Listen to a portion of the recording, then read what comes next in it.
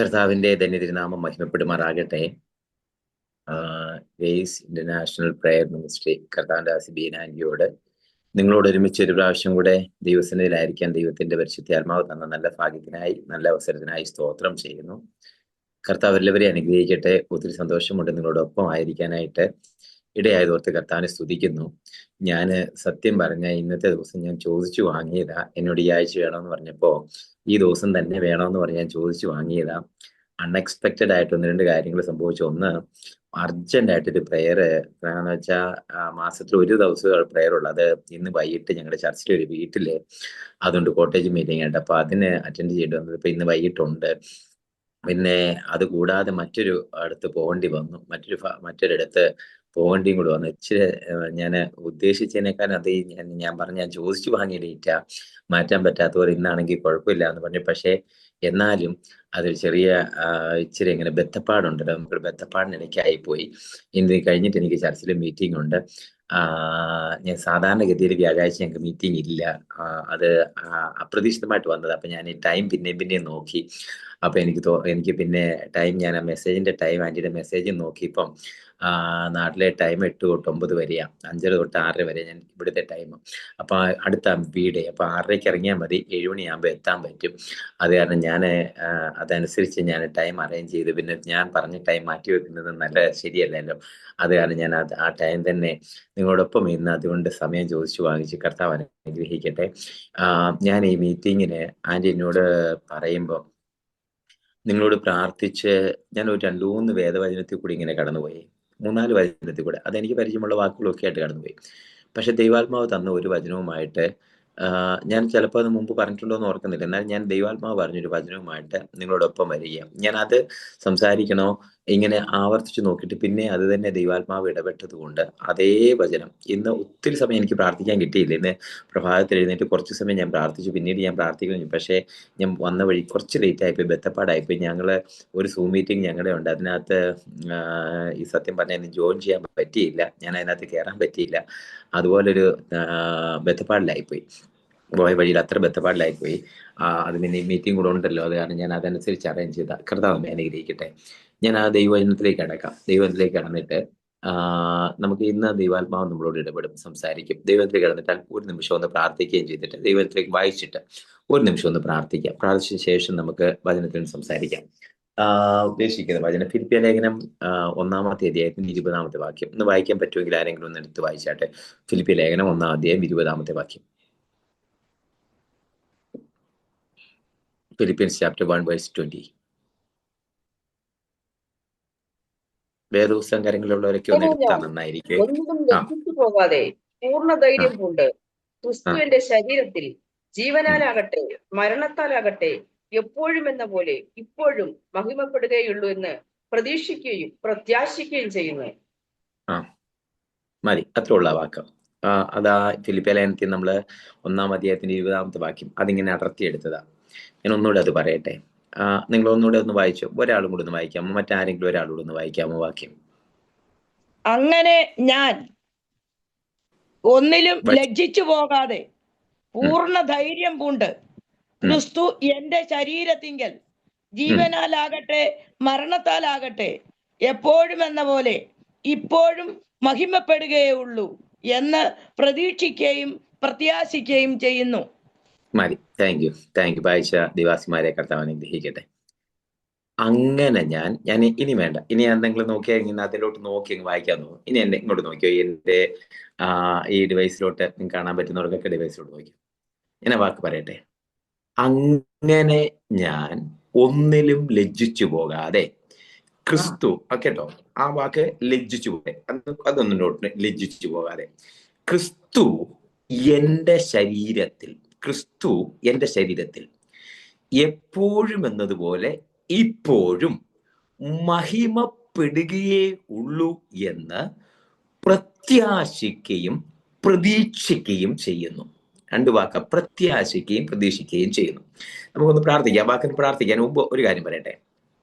ഈ പ്രത്യാശിക്കുക എന്ന് പറഞ്ഞ വാക്കിട്ടോ, പ്രത്യാശിക്കുക അതിന്റെ അർത്ഥം എന്താ? പ്രത്യാശിക്കുക എന്ന് പറഞ്ഞാൽ നമ്മൾ ഓൺലൈൻ ഓഫ്ലൈൻ ആയിരുന്നു ഇങ്ങനെ ചോദിച്ചും പറഞ്ഞിങ്ങനെ സംസാരിക്കായിരുന്നു. പ്രത്യാശിക്കുക എന്ന് പറഞ്ഞാൽ നമ്മൾ കാണാത്തൊരു കാര്യങ്ങളെ പ്രത്യാശിക്കുന്നു. എനിക്ക് ഇപ്പോ 1000 രൂപ തരാമെന്ന് പറഞ്ഞാൽ 1000 രൂപ തരൂ എന്നുള്ള പ്രത്യാശ.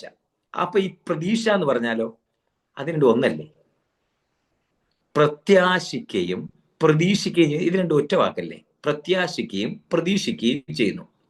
ക്രിസ്തുവിന്റെ ശരീരത്തിൽ എപ്പോഴും എന്നപോലെ ഇപ്പോഴും മഹിമപ്പെടുകയേ ഉള്ളൂ എന്ന് പ്രത്യാശിക്കുകയും പ്രതീക്ഷിക്കുകയും ചെയ്യുന്നു. എനിക്കൊരു 1000 രൂപ തരാമെന്ന് പറഞ്ഞു, അല്ലെ എനിക്കൊരു വണ്ടി തരാമെന്ന് പറഞ്ഞു, അതെന്റെ പ്രത്യാശയാ. വണ്ടി തരാം, ഇന്ന പ്രത്യാശ, അത് ഓക്കെ. പ്രതീക്ഷിക്കുക എന്ന് പറഞ്ഞാൽ അത് കിട്ടുമെന്ന് പ്രതീക്ഷ, ഇത് രണ്ടും ഒന്നാ. പ്രത്യാശിക്കുകയും പ്രതീക്ഷിക്കുകയും ചെയ്യുന്നു.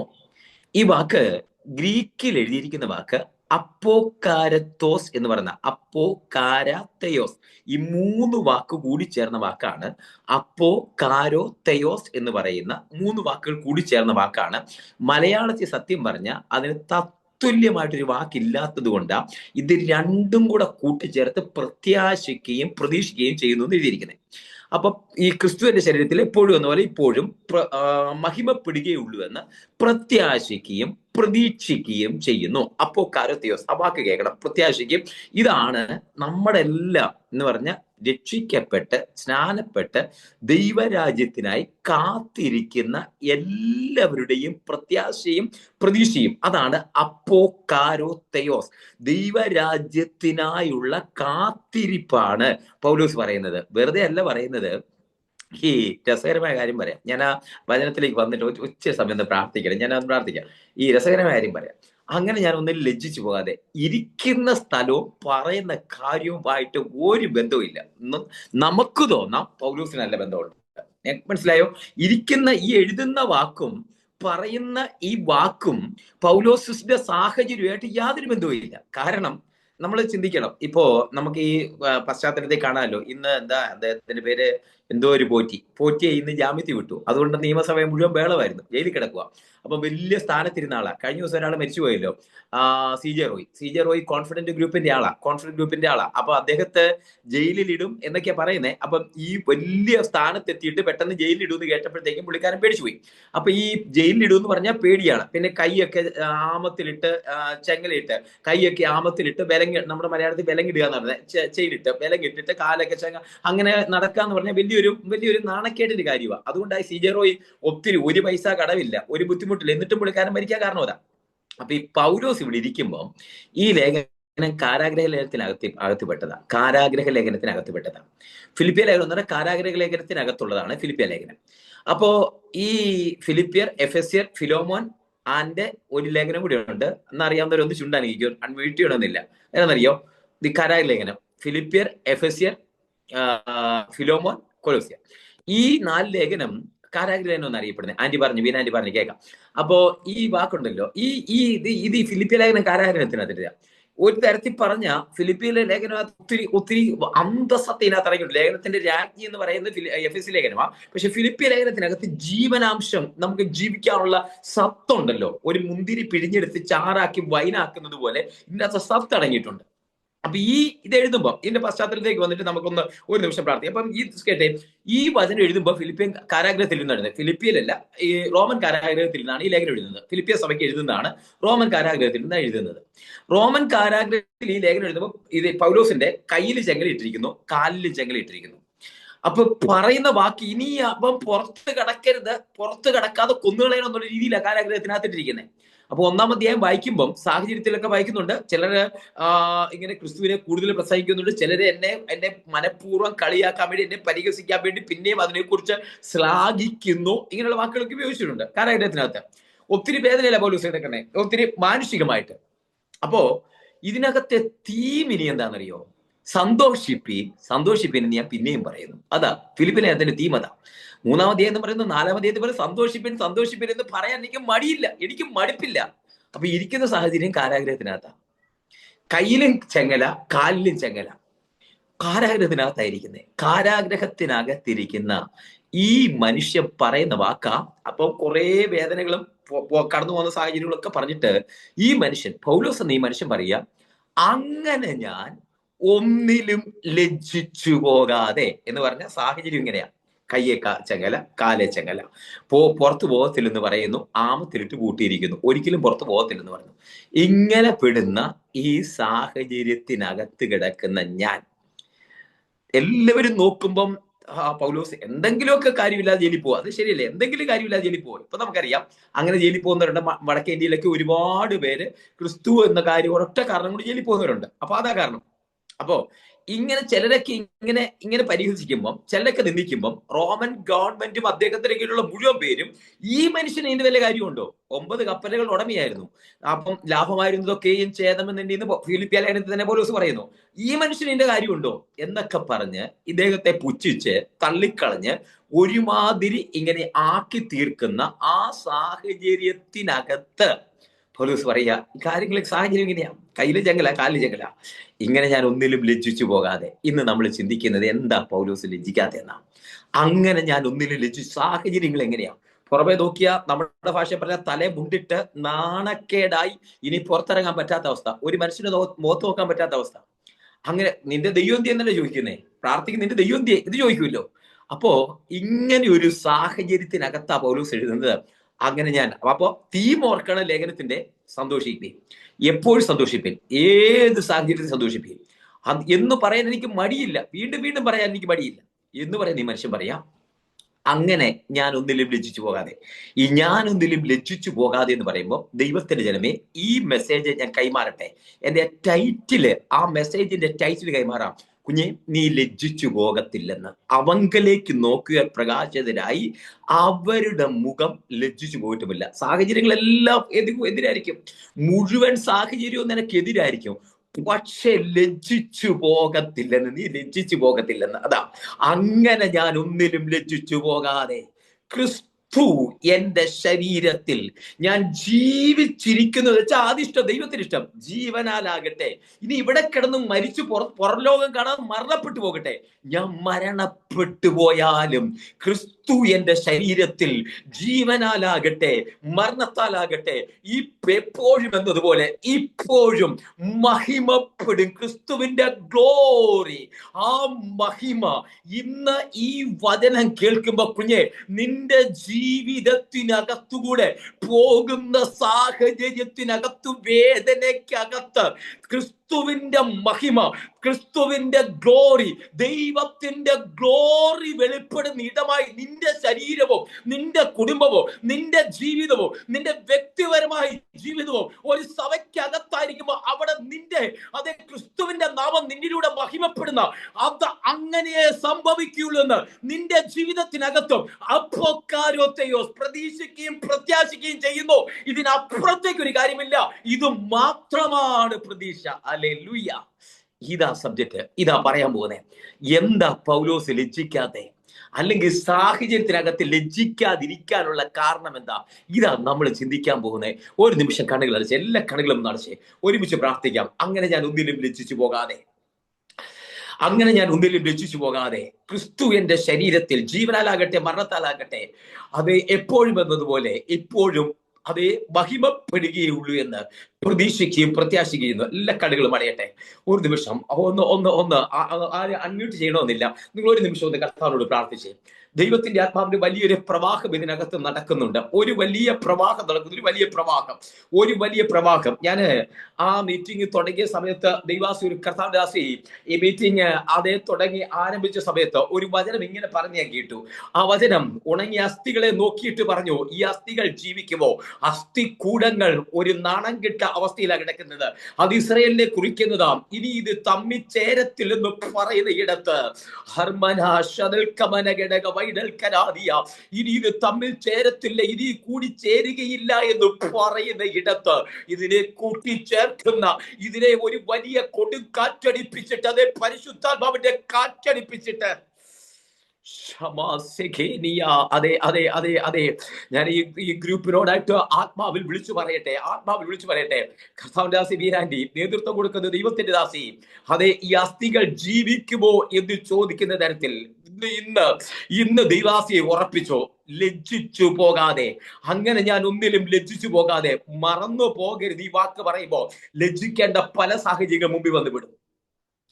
താഴ്ത്തിക്കളയുന്ന തരം താഴ്ത്തി കളയുന്ന അത് അത് അത് ഈ ഈ ഈ ഈ ഈ അതെങ്ങനെ പറയണമെന്ന് എനിക്ക് അറിയത്തില്ല. ഒരു തരത്തിൽ ഞാൻ അതങ്ങ് ഓപ്പണായിട്ട് ഞാൻ പറയുക, ഇതൊരു സഹോദരിമാരുടെ അല്ലേ, ആ സഹോദരി കയറി എത്രത്തോളം വരും, ഇതെന്താ എന്ന് പറഞ്ഞാൽ ആ പെണ്ണുങ്ങളുടെ അല്ലേ, ആ ഗ്രൂപ്പ് അല്ലേ. ഇങ്ങനെ ഞാൻ പറയുന്ന വാക്കുകൾ കാതിൽ കേൾക്കുന്ന സൗണ്ടുകളാ, കേൾക്കുന്ന ഒച്ചകളാ, അവരുടെ അല്ലേ എന്ന് പറഞ്ഞ് താഴ്ത്തി. എനിക്കറിയില്ല സാഹചര്യം, അങ്ങനെ തരം താഴ്ത്തി, ഒരു തരത്തിൽ പറഞ്ഞ ഹ്യൂമിലിയേറ്റ് ചെയ്ത് താഴ്ത്തി, ഇല്ല ഇത് പൊങ്ങി വരാതെ വണ്ണം അടച്ചു വെക്കാമെന്ന് വിചാരിക്കുമ്പോ ദൈവത്തിന്റെ പരിശുദ്ധാത്മാവ് ദൈവാസിയെ ആത്മാവിൽ വിളിച്ചു പറയുന്നു, ലജ്ജിക്കേണ്ട സാഹചര്യം പോലെ മുമ്പിൽ സാഹചര്യം വരുമ്പോ മറക്കരുത്, മഹിമപ്പെടാനുള്ള ക്രിസ്തുവിന്റെ നാമം മഹിമപ്പെടാനുള്ള കാര്യങ്ങൾ അത് മാത്രം സംഭവിക്കുന്നത് ആത്മാവിൽ ദർശിക്കട്ടെ.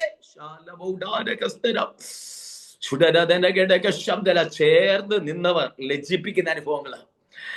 ആദ്യം കൈത്താങ്ങി ഉയർന്നു വരാൻ വേണ്ടി വെള്ളം ഒഴിച്ചു തന്നവർ. ദൈവാസി എനിക്ക് കാര്യം അറിയത്തില്ല കേട്ടോ, എനിക്ക് കർത്താവിനോട് പറയുന്നുമില്ല, പക്ഷെ ഈ വചന ദൂത് ഇങ്ങനെ കേട്ടോ, വെള്ളം ഒഴിച്ചു തന്നവർ, വെള്ളം ഒഴിച്ചു വളർത്തുമെന്ന് പറഞ്ഞ് വെള്ളം ഒഴിച്ചു തള്ളുന്നവർ അതിന്റെ മണ്ടയ്ക്ക് കയറി വളർന്നു വരാതെ അടിച്ചൊതുക്കാൻ നോക്കുമ്പോ, എനിക്കറിയത്തില്ല ദൈവാസി നിങ്ങൾക്കും കർത്താവിനും അറിയാം, ഒതുക്കാൻ നോക്കുമ്പോ അതിന്റെ പുറത്തു നിന്ന് സൂര്യപ്രകാശത്തിൽ ഒരു ചെടി ആ പയറിന്റെ അകത്ത് നിന്ന്, ഒരു പയറുവിത്തിന്റെ അകത്ത് നിന്ന് പയറ് പൊട്ടി പുറത്തോട്ട് മുള പൊട്ടി പുറത്തു വരുന്നത് പോലെ പുറത്തേക്ക് വരുന്ന ഒരു അനുഭവം ആത്മാവിൽ ദർശിക്കുന്നു.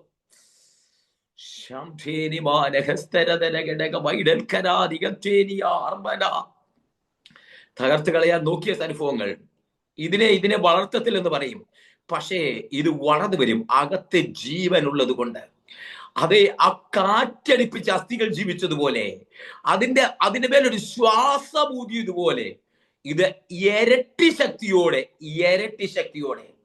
ഒന്നുകൂടി ഇരട്ടി ശക്തിയോടെ ഇത് പുറത്തേക്ക് വരുന്നത് ആത്മാവിൽ ഏറ്റെടുത്തു. ലജ്ജിച്ചു പോകാതെ ഉടമ ശകന രഗന രബലൽ കമന ഹർമേ രഗദന വൈശ പ്രബന ധിമന ശബ്ദുന. പിന്നിട്ട പാതകൾക്കകത്ത്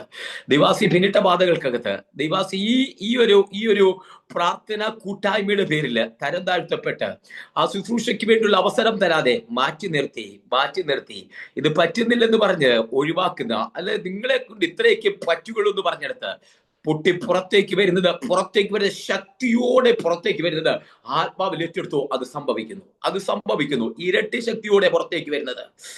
ഹതുരമാന ഹസ്തരാജ ധീവൽക്കമാന ഹസ്തുനാരക ശബ്ദുനാദന ഹർമനേ ശൈഡൽ പ്രവാരകടക വൈഡം ധരേ ധികൽക്കരദിക ശബ്ദുനാദികൽക്കരാദിയ. ഒരു വഴി അത് അടഞ്ഞ് ഹെരോദാവ് അടച്ചു വെക്കുമ്പോ, ഇരുമ്പുവാതില് ഇട്ട് അടച്ചു വെച്ച് താക്കോൽ ഈ ഹെരോദാവിന്റെ അരയിൽ കോർത്തിടുമ്പോൾ അതിനെ ഓപ്പൺ ആക്കുന്ന അതേ ആരും തൊടാതെ ദൂതൻ ഇറങ്ങി വന്ന് ആ വാതിൽ തുറന്ന് തനിയെ തുറക്കുന്ന ഇരുമ്പുവാതിൽ പോലെ വാതിൽ തുറന്ന് പുറത്തേക്ക് കൊണ്ടിരുന്ന ഒരു അനുഭവം പോലെ പുറത്തേക്ക് കൊണ്ടിരുന്ന ഒരു അനുഭവം പോലെ ദൈവത്തിന്റെ ആത്മാവ് അത് ചെയ്യുന്നു. ആത്മാവിൽ ബലപ്പെടുന്നപ്പ സകലവരെയും അനുഗ്രഹിക്കുന്നു. ആത്മാവിൽ ബലപ്പെടുന്നു. ഇതിനകത്ത് ജോയിൻ ചെയ്തിരിക്കുന്ന എല്ലാവരെയും യേശുവിന്റെ രക്തം കൊണ്ട് മുദ്രയിട്ട് പ്രാർത്ഥിക്കുന്നു. അല്പനിമിഷങ്ങൾ ദൈവാത്മാവിന്റെ ഇടപെടൽ ഇതിനകത്തുണ്ടാകട്ടെ, ആത്മാവിന്റെ സ്പർശനം ഉണ്ടാകട്ടെ. ആത്മാവിൽ ഞാൻ അനുഗ്രഹിച്ച് പ്രാർത്ഥിക്കുന്നു. അസാധാരണ ദൈവ സാന്നിധ്യം ജനത്തിന്റെ മേൽ പകരപ്പെടുന്നതിനായി നന്ദി പറയുന്നു. തൃക്കരങ്ങളെ സമർപ്പിക്കുന്നു, ദൈവകരങ്ങളെ സമർപ്പിക്കുന്നു. ആത്മാവിൽ ബലപ്പെടുത്തും, തൃക്കരങ്ങളെ സമർപ്പിക്കുന്നു യേശുവിൻ നാമത്തിൽ തന്നെ. ആമേൻ, ആമേൻ, ആമേൻ, ആമേൻ, ആമേൻ, ആമേൻ. കർത്താവ് നമ്മെ അനുഗ്രഹിക്കട്ടെ. ഞാൻ ആദ്യം തന്നെ കർത്താവ് ദാസി ബിനാൻഡി അത് എനിക്കറിയത്തില്ല സാഹചര്യം കേട്ടോ. ഞാൻ ചിലപ്പോൾ ഇതിനകത്തിരിക്കുന്ന ആർക്കും അറിയത്തില്ലായിരിക്കും. കർത്താവ് ദാസി ബിനാൻഡിക്കും അല്ലെ നേതൃത്വത്തിൽ നിൽക്കുന്നവർക്കും കർത്താവിന് മാത്രം അറിയാവുന്ന ചില സാഹചര്യങ്ങൾ ഈ പ്രാർത്ഥനാ ഗ്രൂപ്പിന്റെ പേരിലോ അല്ലെങ്കിൽ ശുശ്രൂഷ ഉള്ളതിന്റെ പേരിലോ ഇങ്ങനെ ഒതുക്കി ഇങ്ങനെ ഇനി വളർന്നു വരത്തില്ല. ഇത് വെള്ളം ഒഴിച്ചൊക്കെ തന്ന് ഇത് ഓക്കെ എന്ന് പറഞ്ഞവർ എന്നെ അടക്കി വെക്കുമ്പോൾ അതിനെ ഇങ്ങനെ പുറത്തേക്ക് വരുത്തുന്ന പടർന്നു വരുന്ന ഒരനുഭവത്തിലേക്ക് കർത്താവ് കൊണ്ടിരുന്നു. ധൈര്യത്തോടിരിക്കോളാൻ, ഈ ധൈര്യത്തോടിരിക്കാൻ, ശക്തിയോടെ ബലപ്പെടാൻ, അങ്ങനെ ഞാൻ ഒന്നിലും ലജ്ജിച്ചു പോകാതെ അതേ അതേ അതേ മഹിമപ്പെടുന്ന ക്രിസ്തുവിന്റെ നാമം മഹിമപ്പെടുന്ന ആ പ്രതീക്ഷയും പ്രത്യാശയും കരത്തി വെച്ചോ, ഹൃദയത്തിനകത്ത് ഉറപ്പിച്ചു ദൈവാസി. ആ നട്ട ദൈവം പുറത്തേക്ക് കൊണ്ടുവരാൻ ശക്തനാകട്ടോ. ഇത് എനിക്കറിയത്തില്ല സാഹചര്യം കേട്ടോ, ദൈവാസിക്ക് അറിയാം. ഇതിന്റെ നേതൃത്വം നിൽക്കുന്നവർക്ക് കർത്താവ് അനുഗ്രഹിക്കട്ടെ. ഞാൻ വചനത്തിലേക്ക് വരട്ടെ, വാക്കിലേക്ക് വരട്ടെ. ഈ വചനത്തിന്റെ പശ്ചാത്തലം ഞാൻ പറഞ്ഞില്ലേ, ഫിലിപ്പിയ ലേഖനം ഈ കാരാഗ്രഹത്തിൽ ഇരുന്ന ജയിലിനകത്തിരുന്ന്, റോമയിലെ ജയിലിനകത്തിരുന്ന പൗലോസ് അപ്പോസ്തലൻ എഴുതുമ്പോൾ സാഹചര്യം, ആ ലേഖനത്തിന്റെ തീം ഇതാ, സന്തോഷമാണ്. സന്തോഷിപ്പിന്ന് ഞാൻ പിന്നെയും പറയും, സന്തോഷമാണ്. അപ്പൊ തന്നെ എഴുതുന്ന സാഹചര്യം, ലജ്ജിക്കേണ്ട സാഹചര്യം, കയ്യും കാലും ചെങ്ങലയ്ക്കകത്തിട്ടേക്കും. അത്യാവശ്യം എഴുതാം, ഭക്ഷണം കഴിക്കുന്ന അവിടെ തന്നെ, പ്രാഥമിക കർമ്മങ്ങളൊക്കെ ചെയ്യുന്ന അവിടെ തന്നെ. അങ്ങനെ ഒരു സാഹചര്യത്തിൽ പുറത്തു പോകാൻ പറ്റത്തില്ല. അങ്ങനെ ഒരു സാഹചര്യത്തിൽ എഴുതിയിരിക്കുന്നത്. ഈ സാഹചര്യത്തിനകത്ത് ഇങ്ങനെ എഴുതുമ്പോഴും, ലജ്ജിക്കേണ്ട സാഹചര്യത്തിലും പൗലോസിന് ഭയങ്കര ഉറപ്പോടെ പറയുക, അങ്ങനെ ഞാൻ ഒന്നിലും ലജ്ജിച്ചു പോകാതെ. അതെന്താ പൗലോസ് ലജ്ജിക്കാത്ത? ഇത് നമ്മൾ ചിന്തിക്കുന്നത്. പൗലോസ് ലജ്ജിച്ചില്ലെങ്കിൽ നമ്മളും ലജ്ജിക്കരുത്. നമ്മളായിരിക്കുന്ന സാഹചര്യത്തിനകത്ത് ദൈവത്തിന് ഒരു പർപ്പസ് ഉണ്ട്. അതുകൊണ്ട് ലജ്ജിച്ചു പോകരുത്. ഫേബ സമേഷ് അല്ലെ? ഫേബ സമേഷ് അങ്ങനെയാണോ? ഓക്കെ, ഫേബ കർത്താദാസി. അതെ, സാഹചര്യത്തിനകത്ത് നീ പതറിപ്പോകരുത് കേട്ടോ, പതറിപ്പോകരുത്. പതറിപ്പിക്കുന്ന സാഹചര്യങ്ങൾ മുമ്പിൽ വന്നു വിടും. നിന്നെ മുന്നോട്ട് വിടാത്തതുപോലെ വേലി വെച്ച് മുള്ളു വെച്ച് തകർത്തു കളയുന്നത് പോലെ അനുഭവം മുൻപിൽ വന്നു പെടും, അല്ലെങ്കിൽ വന്നു നിൽക്കുന്നു. പക്ഷെ പതറിപ്പോകരുത്. ആത്മാവിലേറ്റെടുത്തോ, പതറിപ്പോകരുത്. കരം പിടിച്ച് മുന്നോട്ട് കൊണ്ടുപോകുന്ന, വിളക്ക് കാണിച്ചു തന്ന, പാത പ്രകാശിപ്പിച്ച് മുന്നോട്ട് വരുന്ന ദൈവത്തിന്റെ കരം നിങ്ങളുടെ കൂടെയുണ്ടെന്ന് മറക്കരുത്.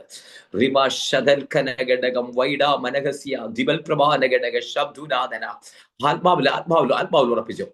അപ്പൊ നമ്മൾ ചിന്തിക്കാം, പൗലോസ് എന്താ ലജ്ജിക്കാത്തെ? പൗലോസ് എന്തുകൊണ്ടാ ലജ്ജിച്ചു പോകാത്തെ എന്തുകൊണ്ടാ? ഇതേ ഈ ലേഖനം എഴുതുന്നത് ഫിലിപ്പിയ സഭയ്ക്കാണ് ലേഖനം എഴുതുന്നത്. ഫിലിപ്പിയയിലുള്ള സഭയ്ക്കാണ് ലേഖനം എഴുതുന്നത്. പെട്ടെന്ന് വേഗത്തിൽ പറയാമേ, എനിക്ക് അത്യാവശ്യം പോകേണ്ടതുണ്ട്, ഒത്തിരി സമയം ഞാൻ എടുക്കത്തുമില്ല. ഈ ഫിലിപ്പിയ എന്ന് പറയുന്ന ഒരു പട്ടണം, ആ പട്ടണം അലക്സാണ്ടർ ചക്രവർത്തി, നമ്മളെല്ലാം കേട്ടിട്ടുണ്ടല്ലോ, അലക്സാണ്ടർ ദി ഗ്രേറ്റ്. അലക്സാണ്ടർ ചക്രവർത്തിയുടെ അപ്പന്റെ പേരാണ് ഫിലിപ്പ് എന്ന് പറയുന്നത്. അപ്പൊ അലക്സാണ്ടർ ചക്രവർത്തി രാജ്യഭാരം ഏറ്റെടുത്തപ്പോൾ, നമ്മുടെ ദാനിയേൽ പ്രവൃത്തി കാണുന്ന ദാനിയേലിന്റെ നെബൂഖദ്നേസറിന്റെ ബിംബത്തിന്റെ ഒന്നാമത്തെ തലതങ്കൻ നെബൂഖദ്നേസറിന്റെ സാമ്രാജ്യം, രണ്ടാമത്തെ പേർഷ്യൻ സാമ്രാജ്യം നെഞ്ചും, പിന്നെ മൂന്നാമത്തെ നെഞ്ചും കയ്യും ഒക്കെ കൊടുന്ന പോലെ മൂന്നാമത്തെ സാമ്രാജ്യം, ആ സാമ്രാജ്യമാണ് വയറ് കണ്ട സാമ്രാജ്യം, താമ്രത്തിന്റെ അതാണ് അലക്സാണ്ടർ ചക്രവർത്തിയുടെ സാമ്രാജ്യം. ലോകം മുഴുവൻ ഇന്ത്യ വരെ പിടിക്കാൻ വന്ന സാമ്രാജ്യം. ഈ അലക്സാണ്ടർ 33-ാമത്തെ വയസ്സിൽ മരിച്ചുപോയ അലക്സാണ്ടർ ചക്രവർത്തി, അദ്ദേഹത്തിന്റെ അപ്പനാണ് ഫിലിപ്പ് രാജാവ് മരണപ്പെട്ട് കഴിഞ്ഞ് അദ്ദേഹത്തിന്റെ പിന്തുടർച്ചയാണ് അലക്സാണ്ടർ വരുന്നത്. അപ്പൊ അലക്സാണ്ടർ ഭരണം ഏറ്റെടുത്ത് കഴിഞ്ഞപ്പോൾ ഫിലിപ്പ് രാജാവിന്റെ ഓർമ്മയ്ക്കായിട്ടാണ് ഫിലിപ്പിയ എന്ന പട്ടണം അന്ന് ഭയങ്കര വ്യാപാര കേന്ദ്രമായിരുന്നു. അത് ഈ ഏഷ്യൻ ഭൂഖണ്ഡത്തിനും യൂറോപ്യൻ ഭൂഖണ്ഡത്തിനും ഇടയ്ക്കായിട്ട് വരുന്ന ഒരു പ്രധാന വ്യാപാര കേന്ദ്രമായിരുന്നു. ഇന്ന് നമ്മൾ അബുദാബി എന്നൊക്കെ പറയുന്ന പോലെ അമേരിക്കയ്ക്കുള്ള ഫ്ലൈറ്റ് ഒക്കെ കൂടുതലും വരുന്ന അബുദാബി വഴിയാണ്. ദുബായ് ബിസിനസ് കേന്ദ്രമാണ്, അബുദാബി വഴിയാണ് കൂടുതൽ പോകുന്നത്. കാരണം അബുദാബി എന്നാൽ പിന്നെ അമേരിക്കയ്ക്ക് പോകാനായിട്ട് വേറെ ഇമിഗ്രേഷൻ ഒന്നും വേണ്ട, അവിടെ ചെയ്യും. ആ ഒരു ബിസിനസ് കേന്ദ്രമായിട്ട്, അങ്ങനെ ബിസിനസ് പോർട്ടായിട്ട്, അതുപോലെ ഒരു ബിസിനസ് പോർട്ടായിരുന്നു ദുബായ് പോലെയോ അബുദാബി ഒക്കെ പോലെ ഒരു ബിസിനസ് പോർട്ടായിരുന്നു ഫിലിപ്പിയ സാമ്രാജ്യം, അന്നത്തെ ഫിലിപ്പിയ പട്ടണം എന്ന് പറയുന്നത്. ഈ രണ്ട് കോണ്ടിനെന്റിന്റെ ഇടയ്ക്കാണ്. അതിനെക്കുറിച്ച് വ്യക്തമായിട്ട് അപ്പോസ്തല പ്രവൃത്തി 16-ാം അധ്യായത്തിൽ പറയുന്നുണ്ട്. എടുക്കണ്ട കേട്ടോ, ഞാനത് പറഞ്ഞോളാം, പിന്നീട് നിങ്ങൾ വായിച്ചാൽ മതി. 16-ാം അധ്യായത്തിൽ പറയുന്നുണ്ട്. അപ്പോ ഈ ഫിലിപ്പിയ പട്ടണത്തിൽ അന്ന് വരെ സുവിശേഷം എത്തിയിട്ടില്ല.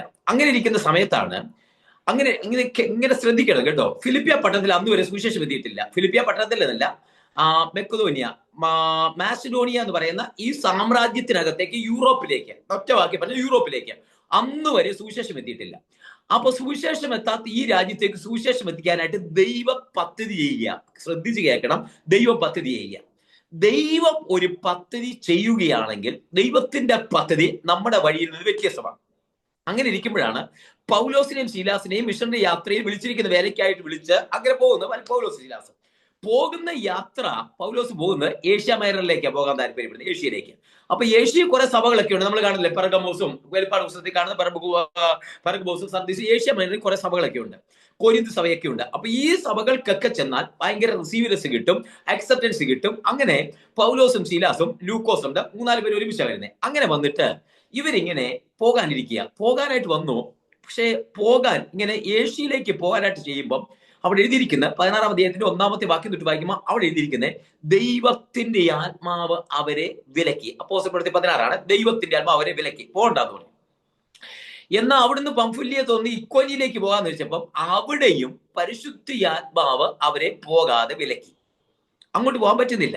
പോകാൻ പ്ലാൻ ചെയ്യുന്ന അങ്ങോട്ടാ, പക്ഷെ പോകാൻ പറ്റുന്നില്ല. ഇന്ന് എവിടെയൊക്കെയോ കാര്യങ്ങൾ തടസ്സപ്പെട്ട് കിടക്കുന്നത്. എവിടെയൊക്കെയോ കാര്യങ്ങൾ എടുത്തു വെച്ചിട്ട് തടസ്സപ്പെട്ട് കിടക്കുന്നത്. സ്റ്റെപ്പ് എടുത്ത് വെച്ചു, വാക്തത്വം ഉണ്ടായിരുന്നു, പക്ഷെ തടസ്സപ്പെട്ട് കിടക്കുന്നത്. ആത്മാവി പറയട്ടെ, തടസ്സപ്പെട്ട് കിടക്കുന്നത് ദൈവത്തിന്റെ പദ്ധതിക്കകത്ത. ദൈവത്തിന്റെ പദ്ധതിക്കകത്ത നീ അതിനെക്കുറിച്ച് ഭാരപ്പെടേണ്ട. ദൈവത്തിന് വ്യക്തമായ പദ്ധതി, ദൈവത്തിന്റെ ക്ലിയറായ പദ്ധതി നിന്നെക്കുറിച്ചും നിന്റെ കുടുംബത്തെക്കുറിച്ചും ആത്മാവ് ഉറപ്പിക്കുന്നു. നിന്റെ തലമുറയെക്കുറിച്ചും ഉണ്ട്. നീ പതറിപ്പോകണ്ട. നീ സ്റ്റെപ്പ് എടുത്ത് വെച്ചോ. ദൈവത്തിന്റെ പരിശുദ്ധാത്മാവ് നിന്നെക്കുറിച്ചുള്ള കാര്യങ്ങൾ, നിന്നെക്കുറിച്ചുള്ള എഴുത്തുകൾ സ്വർഗത്തിൽ എഴുതിയിട്ടുണ്ട്. ഹല്ലേലൂയ. ഞാൻ കല ദൈവാസി കല ഒന്ന് കൈ ഉയർത്താം. ഓക്കെ, അതെ, ലജ്ജിക്കേണ്ട സാഹചര്യങ്ങളൊക്കെ മുൻപിലുണ്ട്. ദൈവത്തിന് വ്യക്തമായ പ്ലാൻ ഉണ്ട്. ദൈവങ്ങളെ, നിങ്ങളെക്കുറിച്ച് ദൈവത്തിന് ക്ലിയർ ആയിട്ടുള്ള പ്ലാൻ ഉണ്ട്. നിങ്ങളുടെ ജീവിതത്തിലേക്ക് ഒന്ന് തിരിഞ്ഞു നോക്കിയാ കണ്ണുനീര് വഴിത്താര, കണ്ണുനീർ താഴ്വരയിൽ കൂടി കടക്കുമ്പോൾ അവർ അതിനെ ജലാശയമാക്കി തീർക്കും. പിന്മഴ കൊണ്ട് കർത്താവ് അനുഗ്രഹിക്കും. അസാധാരണമായ ഒരു സാന്നിധ്യമാണ് നിങ്ങളുടെ മേൽ വ്യാപരിക്കുന്നത്.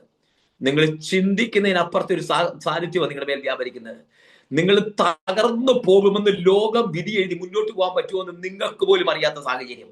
പക്ഷെ കർത്താവ് നിങ്ങളുടെ കരം പിടിച്ചിരിക്കുന്നത്. മടുത്തു പോകരുത്, തളർന്നു പോകരുത്. കണ്ടു നിൽക്കുന്നവർ, നോക്കി നിൽക്കുന്നവർ ഇവരെന്തു ഭവിക്കുമെന്ന്. അതെ അതെ അതെ, കർത്താവിന്റെ ആത്മാവിന്റെ ദൂത് പറയട്ടെ. മോശയെ കൊണ്ടിട്ടിട്ട് അവിടെ ഒരു വാക്ക് 3:6 ഇങ്ങനെ എഴുതിയിട്ടുണ്ട്, അവൻ എന്തു ഭവിക്കും എന്നറിയാൻ. അങ്ങനെ മിരിയാൻ നിൽക്കുന്ന പോസിറ്റീവാ. പക്ഷെ കുഞ്ഞെ, നിന്നെ നോക്കി ഇവർക്ക് എന്തു ഭവിക്കുമെന്നറിയാൻ. ഞാൻ ഈ ദൂത് പറയുമ്പോൾ ഈ ദൂതോട് ചേർന്ന് എന്തു ഭവിക്കുമെന്നറിയാൻ നോക്കി നിൽക്കുന്നവരുടെ മധ്യത്തിൽ ഒരു രാജകുമാരി വന്ന് ഈ കുഞ്ഞിനെ എടുത്തതുപോലെ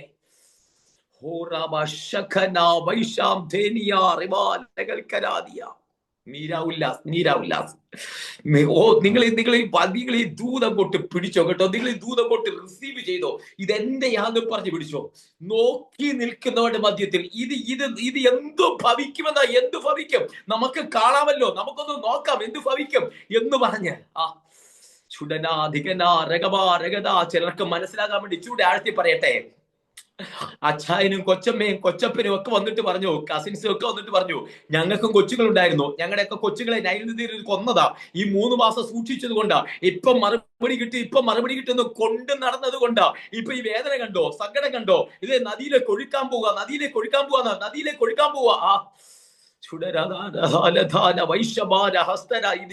ഇത് ഞാൻ പേര് പറഞ്ഞില്ലെങ്കിലും ഈ ദൂത കേൾക്കണേ. ഹല്ലേലൂയ. ചിലരോട് ആത്മാവ് ഇടപെടുക, ചിലരോട് ആത്മാവ് ശക്തിയോടെ ഇടപെടുക. അടുത്തൊരു ദൂതോടെ ഞാൻ പറയാം, ഇതോട് ചേർത്ത് പറയാം. ഈ കുഞ്ഞിനെ കൊണ്ട് ഒഴുക്കുമ്പം ഒരു വിലാപയാത്രയായി ആ ഭവനത്തിൽ നിന്ന് അച്ഛൻ ഫ്രണ്ടിൽ വരുന്നു, അമ്മ പുറകെ വരുന്നു. അമ്മയുടെ കയ്യില് ഒക്കത്തൊരു കുഞ്ഞിരിക്കുന്നു, അപ്പന്റെ കയ്യിൽ ഞാങ്ങടപ്പെട്ടകം ഇരിക്കുന്നു. മിരിയാം വരുന്നു, ഏറ്റവും അടുത്ത ബന്ധുക്കളും വന്ന് എല്ലാ കണ്ണും നിറഞ്ഞൊഴുകി ഇതിനൊരു പരിഹാരമില്ലയോ എന്ന് പറഞ്ഞ് ഒരു മരണ വീട് പോലെ ഈ കുഞ്ഞിനെ അവസാനം എന്ന് പറഞ്ഞ് ഒഴുക്കി വിടുമ്പോ ഇവൻ എന്തു ഭവിക്കുമെന്ന് പറഞ്ഞിട്ട് മിരിയാം നോക്കി നിൽക്കുന്നത് പോലെ പോസിറ്റീവായിട്ടും നെഗറ്റീവായിട്ടും ഇതിനൊരു മറുപടി കിട്ടിയാൽ കൊള്ളാമെന്ന് പറഞ്ഞ് ചിലപ്പോൾ ഭവിക്കും, തകർന്നു പോകുമെന്ന് പറഞ്ഞ് നോക്കി നിൽക്കുന്നവരുടെ മധ്യത്തിൽ നിമിഷാർത്ഥങ്ങളുടെ അപ്പുറത്ത് അതേ ഒരു രാജകുമാരി അതിന് ആ കുഞ്ഞിനെ വന്നെടുത്തിട്ട് സാഹചര്യം മുഴുവൻ മാറ്റിമറിച്ച് ഈ കുഞ്ഞിനെ അമ്മയുടെ കരത്തിൽ കൊടുത്ത് അതുപോലെ വിലാപയാത്ര എവിടുന്ന് വന്നോ അതുപോലെ ഒരു ഘോഷയാത്ര മടങ്ങി. എവിടെയാ വിലാപയാത്ര തുടങ്ങിയോ ആ ഭവനത്തിനകത്തൊരു ഘോഷയാത്ര.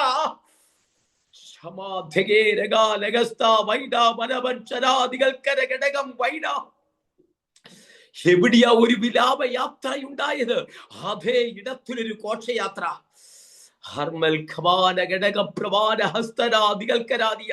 വിലാപയാത്ര എന്ന് പറഞ്ഞില്ലേ? സങ്കടം എവിടെയാ വന്നേ? കണ്ണുനീർ എവിടെയാ ഒഴുക്കിയത്? എവിടെയാ നീ കണ്ണുനീരോടെ വിതച്ചത്? എവിടെയാ കുഞ്ഞിനെ കണ്ണുനീരോടെ വിതച്ചത്? അവിടെ ആർപ്പോടെ കൊയ്യാൻ തക്കോണം ആ വിലാപയാത്ര തുടങ്ങിയ അതേ വീട്ടിൽ മണിക്കൂറുകൾക്കകം എവിടെ ഇരുന്നാ നീ കണ്ണുനീരൊഴുക്കി? എവിടെയാ നീ പ്രാർത്ഥിച്ചത്? അതേ ഇടത്ത് മണിക്കൂറുകൾക്കകം ഒരു ഘോഷയാത്രയുടെ, ഒരു ഉത്സവത്തിന്റെ, ഒരു ആഘോഷം നടക്കുന്ന വീടാക്കി മാറ്റിയതുപോലെ, ഒരു ഘോഷയാത്ര മടങ്ങിച്ചെന്നതുപോലെ ആത്മാവിൽ ഏറ്റെടുത്തോ. ദൈവകരം ഇതിനോട് കൂടിയിരിക്കുന്നു. കുഞ്ഞെ, ദൈവത്തിന്റെ കരം കൂടിയിരിക്കുക. എന്ത് ഭവിക്കുമെന്ന് നോക്കി നിൽക്കുന്നവരുടെ മധ്യത്തിൽ ശബനഗാന വൈദമാന ഹസ്തനാദികൾക്കര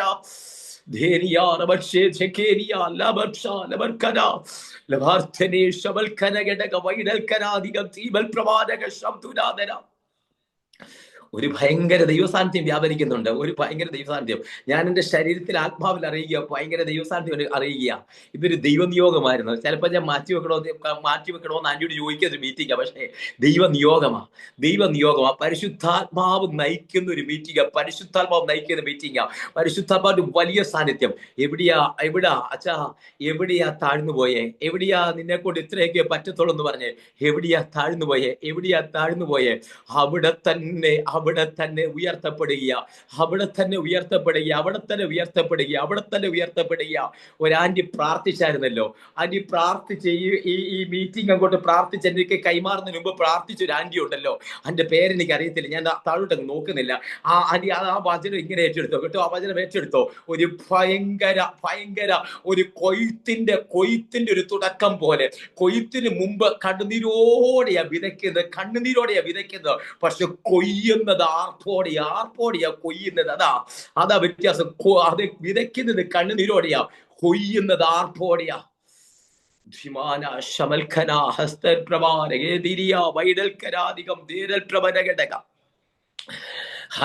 അപ്പോ ഈ മനസ്സിലേക്ക് മടങ്ങി വരട്ടെ. അപ്പൊ ഈ ഇക്കോനിയിലേക്ക് പോകുന്ന അവിടെയും പറ്റത്തില്ല. പംഫുല്യയിലേക്ക് പോകുന്ന പറഞ്ഞു അവിടെ ഒക്കത്തില്ല. പരിശുദ്ധാത്മാവ് വിലക്കി. അപ്പോ ഈ ചില ഇടങ്ങളിലേക്ക് പോകുന്ന പരിശുദ്ധാത്മാവ് വിലക്കി. അപ്പൊ ദൈവത്തിന്റെ പദ്ധതിയാ. പോകുന്ന സ്ഥലങ്ങളിലേക്ക് പോകണ്ട എന്ന് പറഞ്ഞ ദൈവത്തിന്റെ പദ്ധതിയാ. പരിശുദ്ധാത്മാവ് വിലക്കി. എന്നിട്ട് ഇവരിങ്ങനെ രാത്രി കിടന്നുറങ്ങുക.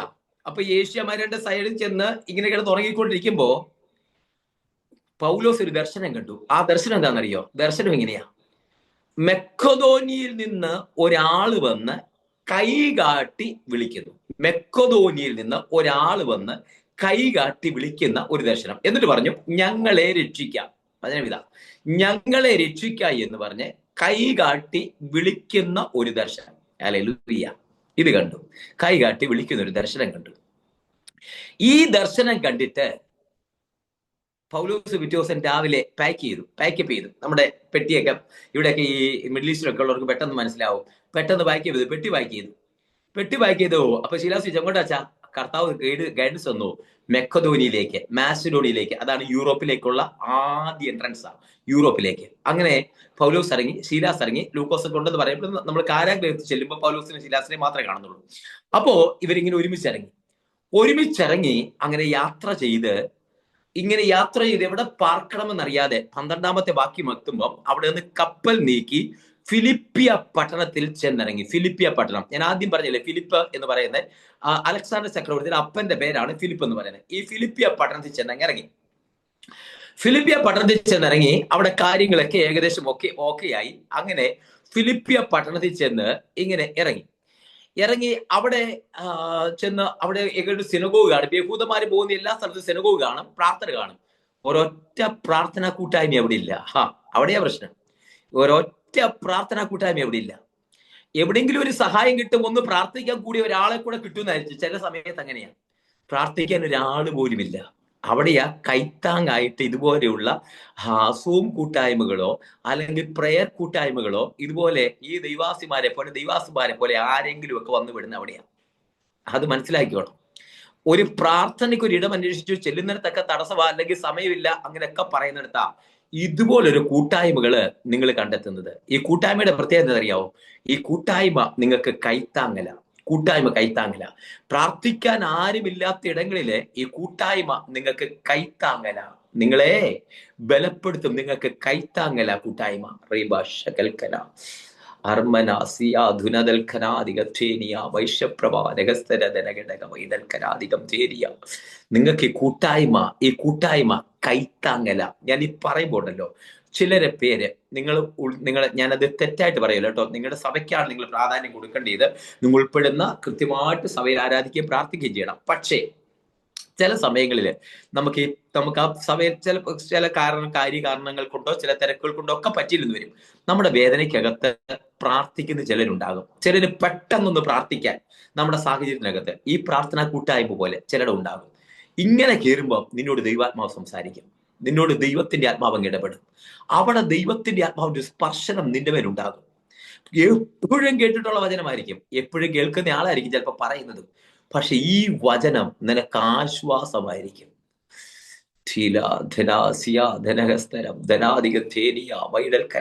ഈ വചനം നിങ്ങൾക്ക് ആശ്വാസമായിരിക്കും. ഈ വചനം നിങ്ങളെ ഉറപ്പിക്കുന്നതായിരിക്കും. ഈ വചനം നിങ്ങളെ ബലപ്പെടുത്തുന്നതായിരിക്കും. അവിടെ ശ്രദ്ധിച്ചേ, ഇങ്ങനെ ഈ പൗലോസ് അവിടെ ചെന്ന് പുഴവക്കത്ത് ചെന്നു. പ്രാർത്ഥന കൂട്ടായ്മ എടുത്താൽ വേറെ സ്ഥലമൊന്നും കിട്ടിയില്ല. പുഴവക്കത്ത് ചെന്നു. 2 പേരേ ഉള്ളൂ, അല്ലെങ്കിൽ 3 പേരേ ഉള്ളൂ. അവരൊരുമിച്ച് പ്രാർത്ഥിച്ചു. പുഴവക്കത്ത് ചെന്നു. 1 ആഴ്ച, 2 ആഴ്ച, 3 ആഴ്ച പ്രാർത്ഥിച്ചു. വ്യത്യാസമൊന്നും കാണുന്നില്ല. ഒരു വ്യത്യാസവും കാണുന്നില്ല.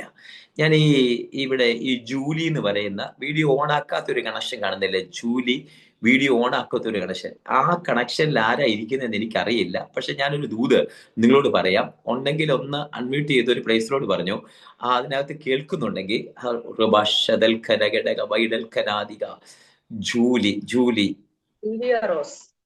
ജൂലിയ റോസ്, അത് തന്നെ, ജൂലിയ റോസ്. കർത്തനാസി, നിങ്ങൾ കേൾക്കുന്നുണ്ടോ?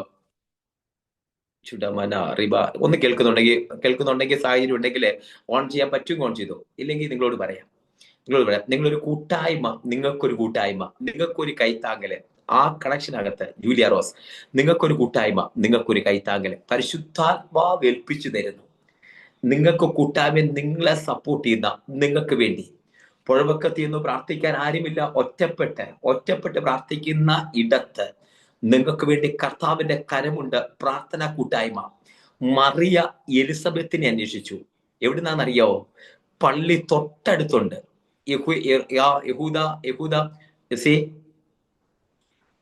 ഒരു സെക്കൻഡ് സച്ചു, മമ്മിയോട് അശ്വ ബ്രദറിനെ ഒന്ന് വിളിക്കാൻ പറഞ്ഞേ. വൈകിട്ട് പ്രേയറിന്റെ എന്തോ ഒന്ന് വിളിക്കാൻ പറഞ്ഞു. ഞാൻ മീറ്റിംഗിൽ പറയും.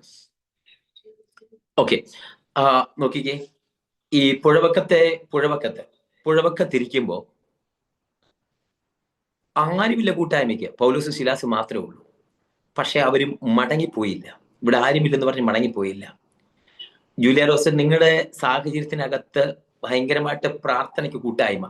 മറിയയ്ക്ക് ഒരു കൃപ ലഭിച്ചിട്ട് പറഞ്ഞു, നിന്റെ ഉദരത്തിനകത്ത് ഒരു ഉരുവാകാൻ പോവാ. അപ്പോ കൃപ ലഭിച്ചവിടെ നിനക്ക് വന്ദനം. ഇതെങ്ങനെ സംഭവിക്കും? ഞാൻ പുരുഷനെ അറിഞ്ഞിട്ടില്ല, നീ അറിയണ്ട, പരിശുദ്ധാത്മാവ് നിന്റെ മേൽ നിലയിടും. ഇത് പറഞ്ഞിട്ട് ദൂതനങ്ങ് പോയി. ഇവൾ ഉടനെ ഒരു കൂട്ടായ്മ അന്വേഷിക്കുന്ന എവിടെയാണെന്നറിയാമോ? Mega church. ഞങ്ങളുടെ ഒരു അമ്മച്ചി പറയും മെഗാ ചർച്ച് എന്ന് പറയും. മെഗാ ചർച്ച്, ലക്ഷക്കണക്കിന് ആളുകൾ കൂടുന്ന, ഒത്തിരി ചർച്ചുകൾ അങ്ങനെയുള്ള ലക്ഷക്കണക്കിന് ആളുകൾ കൂടുന്ന മെഗാ ചർച്ച് ഉണ്ട്. മെഗാ ചർച്ച് എവിടെയാണെന്നറിയോ? ഈ യെരുശലേം ദേവാലയം ഇവിടെ തൊട്ടടുത്തുണ്ട്. അന്ന് യേശു കർത്താവ് ജനിക്കുന്നതിന് തൊട്ട് മുമ്പല്ലേ. അപ്പൊ ആ കാലത്ത് അവിടെ ചർച്ചുണ്ട്. പക്ഷെ ഈ മറി അവിടെ പോയില്ല. ശ്രദ്ധിക്കണേ, മറി അവിടെ പോയില്ല. മറി അവിടെ പോകാതെ ഈ ഗർഭിണി പെണ്ണുണ്ടല്ലോ, ഈ ഗർഭിണിയായിരിക്കുന്ന പെണ്ണ് മല ചവിട്ടി കയറി മലനാട്ടില് ചവിട്ടിക്കയറി എവിടെ ചെന്നറിയാമോ? എലിസബത്തിന്റെ ചാർച്ചക്കാരി കൊച്ചമ്മ എലിസബത്തിന്റെ അടുത്ത് ചെന്നു കൂടെ പ്രാർത്ഥിക്കാൻ വേണ്ടി. ഞാനിത് പറയുമ്പോൾ ചിലരോട് അന്തരാത്മാവിൽ ആത്മാവ് സംസാരിക്കും, നിങ്ങളോട് ഇടപെടും. ഇതെന്താ ആ കൂട്ടായ്മ പറ്റുന്നില്ലേ? ചിലയിടത്തൊക്കെ ചില അസൂയകള്, ഇത് ഞാൻ പറയുമ്പോൾ കേട്ടോണം കേട്ടോ കുഞ്ഞെ. എല്ലാം ഒന്നും നീ തുറന്ന് പറയല്ലേ എല്ലാവരോടും കാര്യം പ്രാർത്ഥിക്കും. ഞാൻ ഇത് പറയുമ്പോൾ ഞാൻ പാസ്റ്റ് അങ്ങനെ പറഞ്ഞല്ലോ എന്ന് വിചാരിക്കരുത്. ഞാൻ ഈ പറയുന്ന ആത്മീയ അർത്ഥം നിങ്ങൾ എടുത്തിട്ടായിരിക്കണം പറയുന്നത്. നിങ്ങൾ അങ്ങനെ എടുത്തിട്ടായിരിക്കണം പറയുന്നത്. എല്ലായിടത്തും പ്രാർത്ഥിക്കുമ്പോൾ നമ്മൾ ചിലപ്പോൾ അടുത്തായിരിക്കും സഹോദരിമാർ. ഞങ്ങളുടെ ചർച്ചിൽ എന്ന് പറഞ്ഞാൽ ഞാൻ മുമ്പുണ്ടായിരുന്ന ഒരു ചർച്ചില് ഒരു ആന്റി ഇങ്ങനെ പ്രാർത്ഥിക്കും. അപ്പൊ പ്രാർത്ഥനയൊക്കെ കാര്യം പറഞ്ഞിട്ട് കുഞ്ഞിനെ, ഞാൻ ഈ പറയുമ്പോൾ നിങ്ങൾക്ക് ആ കാര്യം മനസ്സിലാക്കാൻ വേണ്ടി മാത്രം അറിയാണേ. അപ്പോ ഇങ്ങനെ കാര്യം പറഞ്ഞിട്ട് പറഞ്ഞു കുഞ്ഞിന് വേണ്ടി പ്രാർത്ഥിക്കുക. അവൾക്ക് പഠിച്ചു കാര്യങ്ങളൊക്കെ പഠിച്ചു. ഇനി പഠിച്ചിട്ട് അവളെ കാനഡയ്ക്ക് പോകാൻ വേണ്ടി പ്രാർത്ഥിക്കുക.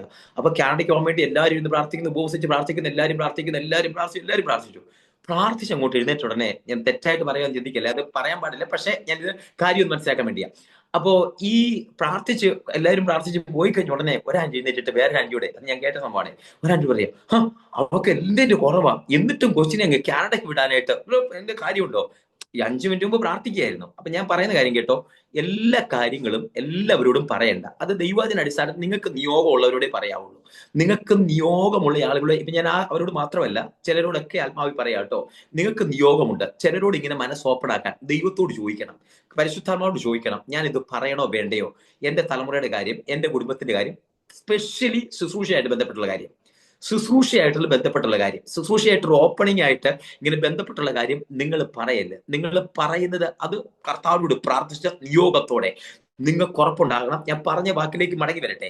മറിയ യെരുശലേം ദേവാലയത്തിലെ പുരോഹിതനോടും അവിടെ കന്നാസും കയ്യഫാവും ഹെരോദവും വന്നു കാണുന്നുണ്ട്. കന്നാസിനോടോ കയ്യഫാവിനോടോ ആ മഹാപുരോഹിതനോട് പറഞ്ഞില്ല, നേരെ നടന്നു കയറിയത് എങ്ങോട്ടാണെന്നറിയാമോ? ചാർച്ചക്കാരി എലിസബത്തിന്റെ അടുത്തേക്ക്. വ്യത്യാസം പറയാം. എലിസബത്തിന്റെ അടുത്ത് ചെന്ന് വന്ദനം പറയുമ്പം, എന്റെ കർത്താവിന്റെ അമ്മ എന്നെ വന്ദനം ചെയ്യുന്നു എന്നുള്ള ഭാഗ്യം എനിക്ക് എവിടെ നിന്ന് ലഭിച്ചോ? ഈ മുഖവും കൂടെ ഇങ്ങനെ കേട്ടോ, മുഖവും കൂടി ഇങ്ങനെ ആത്മാവിൽ ഇങ്ങനെ തുള്ളിക്കൊണ്ടിരിക്കുമ്പോൾ ഉള്ളിൽ നിന്ന് കുഞ്ഞും കൂടെ പിള്ള അന്തരംഗത്തിൽ തുള്ളുന്നതാ വായിക്കുന്നത്. നമ്മുടെ ഭാഷയിൽ പറയാം, ഇങ്ങനെ ഫേസ് കൊണ്ട് ആത്മാവിൽ ഇങ്ങനെ ചേർന്നിരിക്കുമ്പോൾ അന്തരംഗത്തിൽ നിന്ന് ആത്മാവ് കൂടെ ചേർന്നിരിക്കും. ഞാൻ ഇത് പറയാൻ വന്ന ദൂതല്ല, പക്ഷെ എന്തുകൊണ്ടാ പറയുന്നതെന്ന് അറിയത്തില്ല. ഇത് ആത്മാവിൽ ഇങ്ങനെ ഏറ്റെടുത്തോണം. ആത്മാവിൽ നിങ്ങൾ അത് ഏറ്റെടുക്കണം. ആത്മാവിൽ ശക്തിപ്പെടണം. ആത്മാവിൽ നിങ്ങൾ ബലപ്പെടണം.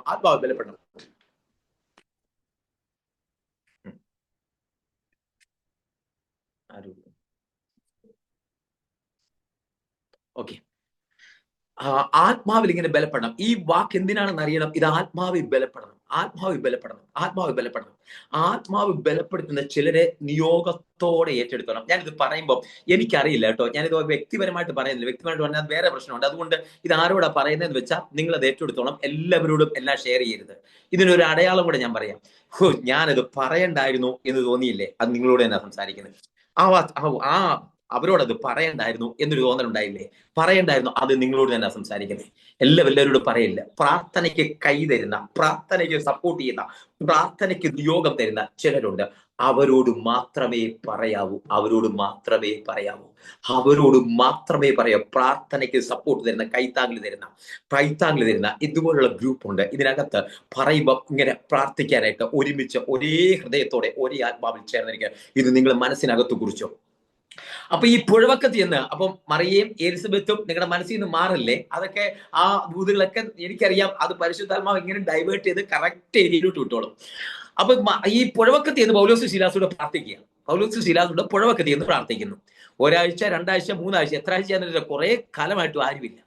അങ്ങനെ ഇരിക്കുമ്പോഴാ പ്രസംഗിക്കുന്ന ഇടയ്ക്ക്, സുവിശേഷം പറയുന്ന ഇടയ്ക്ക് ഒത്തിരി ആളുകൾ പുഴവക്കത്തുണ്ട്. എന്ന് പറഞ്ഞാൽ ഒരു ബിസിനസ്, നമ്മുടെ മാർക്കറ്റ് ഉണ്ടല്ലോ, മാർക്കറ്റാണ് പുഴവക്ക. അന്ന് പുഴയുടെ തീരത്താ ഈ ബിസിനസ് ഒക്കെ നടന്നുകൊണ്ടിരിക്കുന്നത്. അന്നത്തെ ആ പുഴവക്കത്ത് എന്ന് സംസാരിച്ചപ്പം ഒരുപാട് ആളുകളിൽ നിന്ന് രക്താംബരം വിൽക്കുന്ന ഒരു കച്ചവടക്കാരി, അവളുടെ പേര് ലുദിയയുടെ ഹൃദയം കർത്താവ് തുറന്നു. ഈ സുവിശേഷമൊക്കെ പറയുമ്പോഴും നമ്മൾ ശുശ്രൂഷ ചെയ്യുമ്പോഴും പ്രിയരെ, നമ്മുടെ കർത്താവിന്റെ ദാസന്മാരൊക്കെ ഇതിനകത്തുണ്ടല്ലോ. ചിലയിടങ്ങളിൽ ഭയങ്കര ഈസിയാ, പെട്ടെന്ന് ആളുകൾ രക്ഷിക്കപ്പെടും. ചിലയിടങ്ങളിൽ ആളുകൾ രക്ഷിക്കപ്പെടത്തേയില്ല. നമ്മൾ ഇരുന്ന് പ്രാർത്ഥിച്ചു, കർത്താവ് നിയോഗിച്ചിട്ടുണ്ടോ എന്ന് തന്നെ സംശയം വരും. അതുപോലെ ഉണ്ടാവും. പക്ഷേ ലുദിയയുടെ ഹൃദയം കർത്താവ് തുറന്നു. അവരെ സന്തോഷത്തോടെ വീട്ടിൽ കൈക്കൊണ്ടു, സ്നാനപ്പെട്ടു, വീട്ടിൽ കൈക്കൊണ്ടു. മട്ടുപ്പാവിൽ ആരാധന തുടങ്ങി. 2ാം നില, അത് 2ാം നിലയാണ്. 1ാം നിലയിൽ താമസിക്കുന്നത്, 2ാം നിലയിൽ വീട് ഒഴിഞ്ഞു കിടക്കുകയായിരുന്നു. താമസത്തിനുള്ള സൗകര്യമായി, ആരാധന തുടങ്ങി. സന്തോഷമായി. കർത്താവിന്റെ നിയോഗമാണ്. രണ്ടുപേരും പൗലോസിനും ശീലാസിനും സന്തോഷമായി, കൈയടിച്ചു. കർത്താവിന്റെ നിയോഗമാണ്. ആരാധനയുടെ ഒരു സ്റ്റാർട്ടിങ് കിട്ടി. ഭയങ്കര സന്തോഷമായി. അങ്ങനെ 14:1 അങ്ങനെ സന്തോഷമായി. അങ്ങനെ ഇറങ്ങി. പിന്നെ സുവിശേഷമൊക്കെ ആയിട്ട് പോകുമ്പോൾ അങ്ങനെ ഇറങ്ങുമ്പോഴും പോകുന്ന വഴിയെല്ലാം താഴെ ഒരു സ്ത്രീ നിൽക്കുന്നു, വെളിച്ചപ്പാടത്തിക്കാരി ഒരു സ്ത്രീ നിൽക്കുന്നു. അവര് വന്നിട്ട് പറയും, താഴെ ഇറങ്ങുമ്പോഴും പോകുമ്പോഴും പറയും, ഇതാ പറയുന്നത് സത്യവാ, ഇതാ അത്യുന്നതനായ ദൈവത്തിന്റെ ദാസന്മാർ സത്യവചനം പ്രഘോഷിക്കുന്നവർ, പറയുന്നത് സത്യവാ. അങ്ങോട്ട് പോയപ്പോഴും പറഞ്ഞു, ഇങ്ങോട്ട് പോയപ്പോഴും പറഞ്ഞു. അവരെ വിളിച്ചിട്ട് അവരെ ഈ ആരാധനയ്ക്ക് വിളിച്ചില്ല. അത് കണ്ടോ, പൗലോസ് ആരാധനയ്ക്ക് വിളിച്ചില്ല. നിങ്ങൾ വരികയല്ല, എന്നാ പിന്നെ നമുക്ക് ഒരുമിച്ച് പ്രാർത്ഥിക്കാന്ന് വിളിച്ചില്ല. പൗലോസ് തിരിഞ്ഞ് മുഷിഞ്ഞ് അവളെ നോക്കി അവളിലുള്ള ഭൂതത്തെ ശാസിച്ചു. അവൾ ഇടിവെട്ടേറ്റ പോലെ താഴെ വീണു. എഴുന്നേറ്റ് വന്നപ്പം പക്ഷെ വെളിപ്പാടിന്റെ ആത്മാവ് അങ്ങ് പോയി. മറ്റേ വെളിച്ചപ്പാടിന്റെ ആത്മാവുണ്ടല്ലോ, അതങ്ങ് പോയി. എഴുന്നേറ്റ് വന്നു. ഒന്നാമത്തെ വിശ്വാസി ഫിലിപ്പിയ ലുദിയ, രണ്ടാമത്തെ വിശ്വാസി വെളിച്ചപ്പാടത്തിക്കാരി സ്ത്രീ. സന്തോഷമായി. ഈ ലുദിയ എന്ന് പറഞ്ഞ വ്യാപാര ആ ഒരു നമ്മുടെ ഭാഷ പിന്നെ മിഡിൽ ക്ലാസ് ഫാമിലിയാണ്. ഏറ്റവും താഴത്തെ തട്ടിലുള്ള ഫാമിലിയാണ് വെളിച്ചപ്പാടത്തിക്കാരി സ്ത്രീ. അടിമയാണ്, മറ്റുള്ളവർക്കൊക്കെ സേവനം ചെയ്യുന്ന. അതുകൊണ്ടാണ് യജമാനന്മാർക്ക് ലാഭം പോയി എന്ന് പറഞ്ഞത്. അപ്പൊ ഈ രണ്ടായി. അങ്ങനെ ആരാധന ശക്തിപ്പെട്ടു. അങ്ങനെ സന്തോഷമായി. സഭ വളരുന്നുണ്ടല്ലോ, നമ്മുടെ പ്രാർത്ഥനാ കൂട്ടായ്മ സഭയെ വളരുമ്പോഴുള്ള സന്തോഷമുണ്ടല്ലോ. അങ്ങനെ സഭ അങ്ങോട്ട് വളർന്ന് സന്തോഷം തുടങ്ങി. സന്തോഷിച്ചങ്ങിരിക്കുമ്പോഴാ അടുത്തൊരു പ്രതിസന്ധി ഉണ്ടായത്. ആരാധന കഴിഞ്ഞ് പൗലോസും ശീലാസ് അച്ചാമ്മ രണ്ടുപേരും കൂടെ ഇങ്ങനെ പുറത്തോട്ടിറങ്ങി ബൈബിളും ട്രാക്റ്റും, നമ്മുടെ ഭാഷയെ പറയാണ്, ബൈബിളും ട്രാക്റ്റും ഒക്കെ ആയിട്ട് പുറത്തോട്ടിറങ്ങി പോകുമ്പോഴാ ഇതാ ഭൂലോകത്തെ മറിക്കുന്നവർ എന്ന് പറഞ്ഞ് രണ്ടുപേരെയും പിടിച്ചു. പൗലോസിനെയും പിടിച്ചു, ശീലാസിനെയും പിടിച്ച് ഇനിയുള്ള കാര്യം കേൾക്കണം. പിടിച്ചു. എന്തിന്റെ പേരിലാണെന്നറിയാമോ? സുവിശേഷത്തിന്റെ പേരിൽ പിടിച്ച് വലിച്ചഴച്ച്. ഈ ഇന്നത്തെ സുർക്കി മിശ്രിതത്തിന് മുല്ലപ്പെരിയാർ ഡാം ഒക്കെ ഉണ്ടാക്കിയിരിക്കുന്ന പോലത്തെയുള്ള കോൺക്രീറ്റ് റോഡ്, അത് ടാറിംഗ് റോഡല്ല, കോൺക്രീറ്റ് റോഡ്. സുർക്കി മിശ്രം അന്ന് അങ്ങനത്തെ റോഡായിരുന്നു. അപ്പൊ അതിനിടെ കൂടി ഈ തറ, നമ്മുടെ സിമെന്റ് ഇട്ട തറയെ കൂടെ വലിച്ചുകൊണ്ട് പോയി എങ്ങനെ ഇരിക്കും, അതുപോലെ വലിച്ചഴച്ചു. അപ്പൊ കയ്യിലെ കാലിലെ തൊലിയൊക്കെ പോയി. വലിച്ചഴച്ച് കോലുകൊണ്ട് പുറത്തടിച്ച് ന്യായവിസ്താരത്തിൽ കൊണ്ടാക്കി കാരാഗ്രഹത്തിനകത്താക്കി 2 ചെങ്ങലയാൽ ബന്ധിച്ചു. ചെങ്ങലയ്ക്കകത്തിട്ട് ബന്ധിച്ചു കളഞ്ഞു. ഇനിയാ ഞാൻ പറയുന്ന സാഹചര്യം. അപ്പൊ ഈ ചോര ഉണങ്ങി പിടിച്ചു എന്ന് എങ്ങനെ അറിയാന്നറിയോ? കാരാഗ്രഹ പ്രമാണി വീട്ടിൽ ചെല്ലുമ്പോൾ ചോര കഴുകി കളഞ്ഞു എന്ന് വായിക്കുന്നുണ്ട്. അപ്പൊ ഈ 2 പേര് അവിടെ ഇരിക്കുമ്പോൾ ഇനി ഒരു ഭയങ്കര മർമ്മം പറയുക, ദൂത് പറയുക. വേഗത്തിൽ എനിക്ക് നിർത്തേ വേണം. നോക്കിക്കേ, ഈ പൗലോസ് ശീലാസ് മുഖത്തോട് മുഖം നോക്കിയിരിക്കുക. ഇത് നമ്മൾ പലരും അഭിമുഖീകരിക്കുന്ന പ്രശ്നമാണ്.